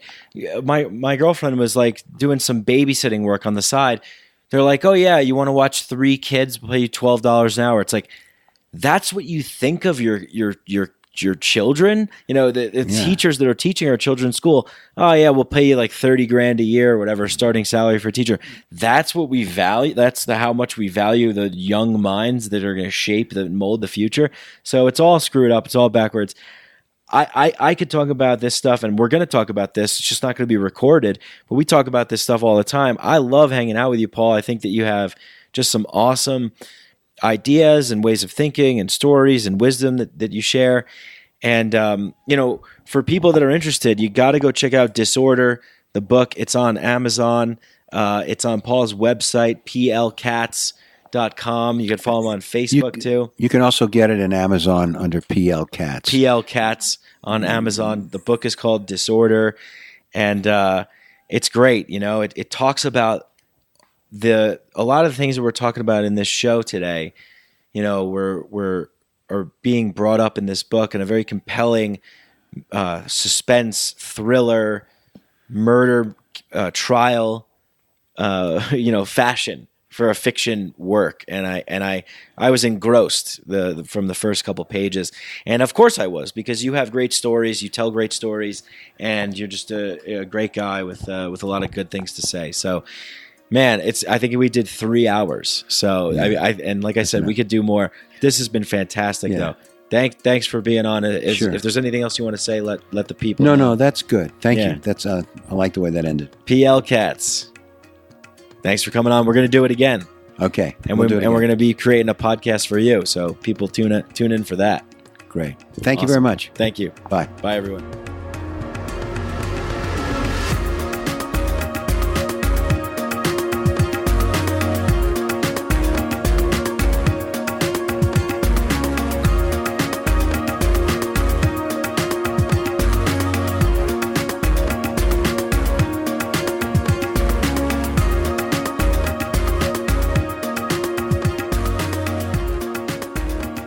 Hey, I hope you guys enjoyed that conversation as much as I did. Hope you guys like these podcasts and enjoy them. And if you do, please spread the podcast, share it, tell a neighbor, tell a coworker, tell a friend, tell a cat, tell a mouse, tell a dog, tell an ant, tell a firefly, tell whoever you tell.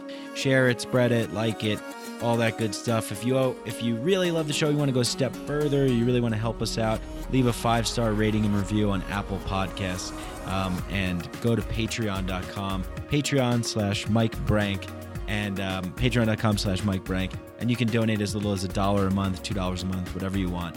help support the show that way as well. But remember, I love you guys no matter what you do. I just love that you tune in and you enjoy these podcasts. Message me. I like hearing feedback. Get in touch with me on Instagram, Mikeadelic Podcast, Mike Brank on Facebook as well. And thanks to our sponsors, SYNCHRO and Hemp Bombs. If you want a discount on ketogenic and plant-based nutrition products, go to SYNCHRO and type in the code Mikeadelic at checkout to get 20% off. And they have amazing ketogenic chocolate fudge called Keto Mana that I have all the time because it has like no sugar and carbs in it. So it's great. And it's delicious. And if you want CBD, go to hempbombs.com and get 15% off all your CBD needs, I guess. And just enter the code Mike15 at checkout. But thank you once again to everybody. Thanks to Danny Barnett and Galaxia for the music, the intro and the outro. I love you all. Peace.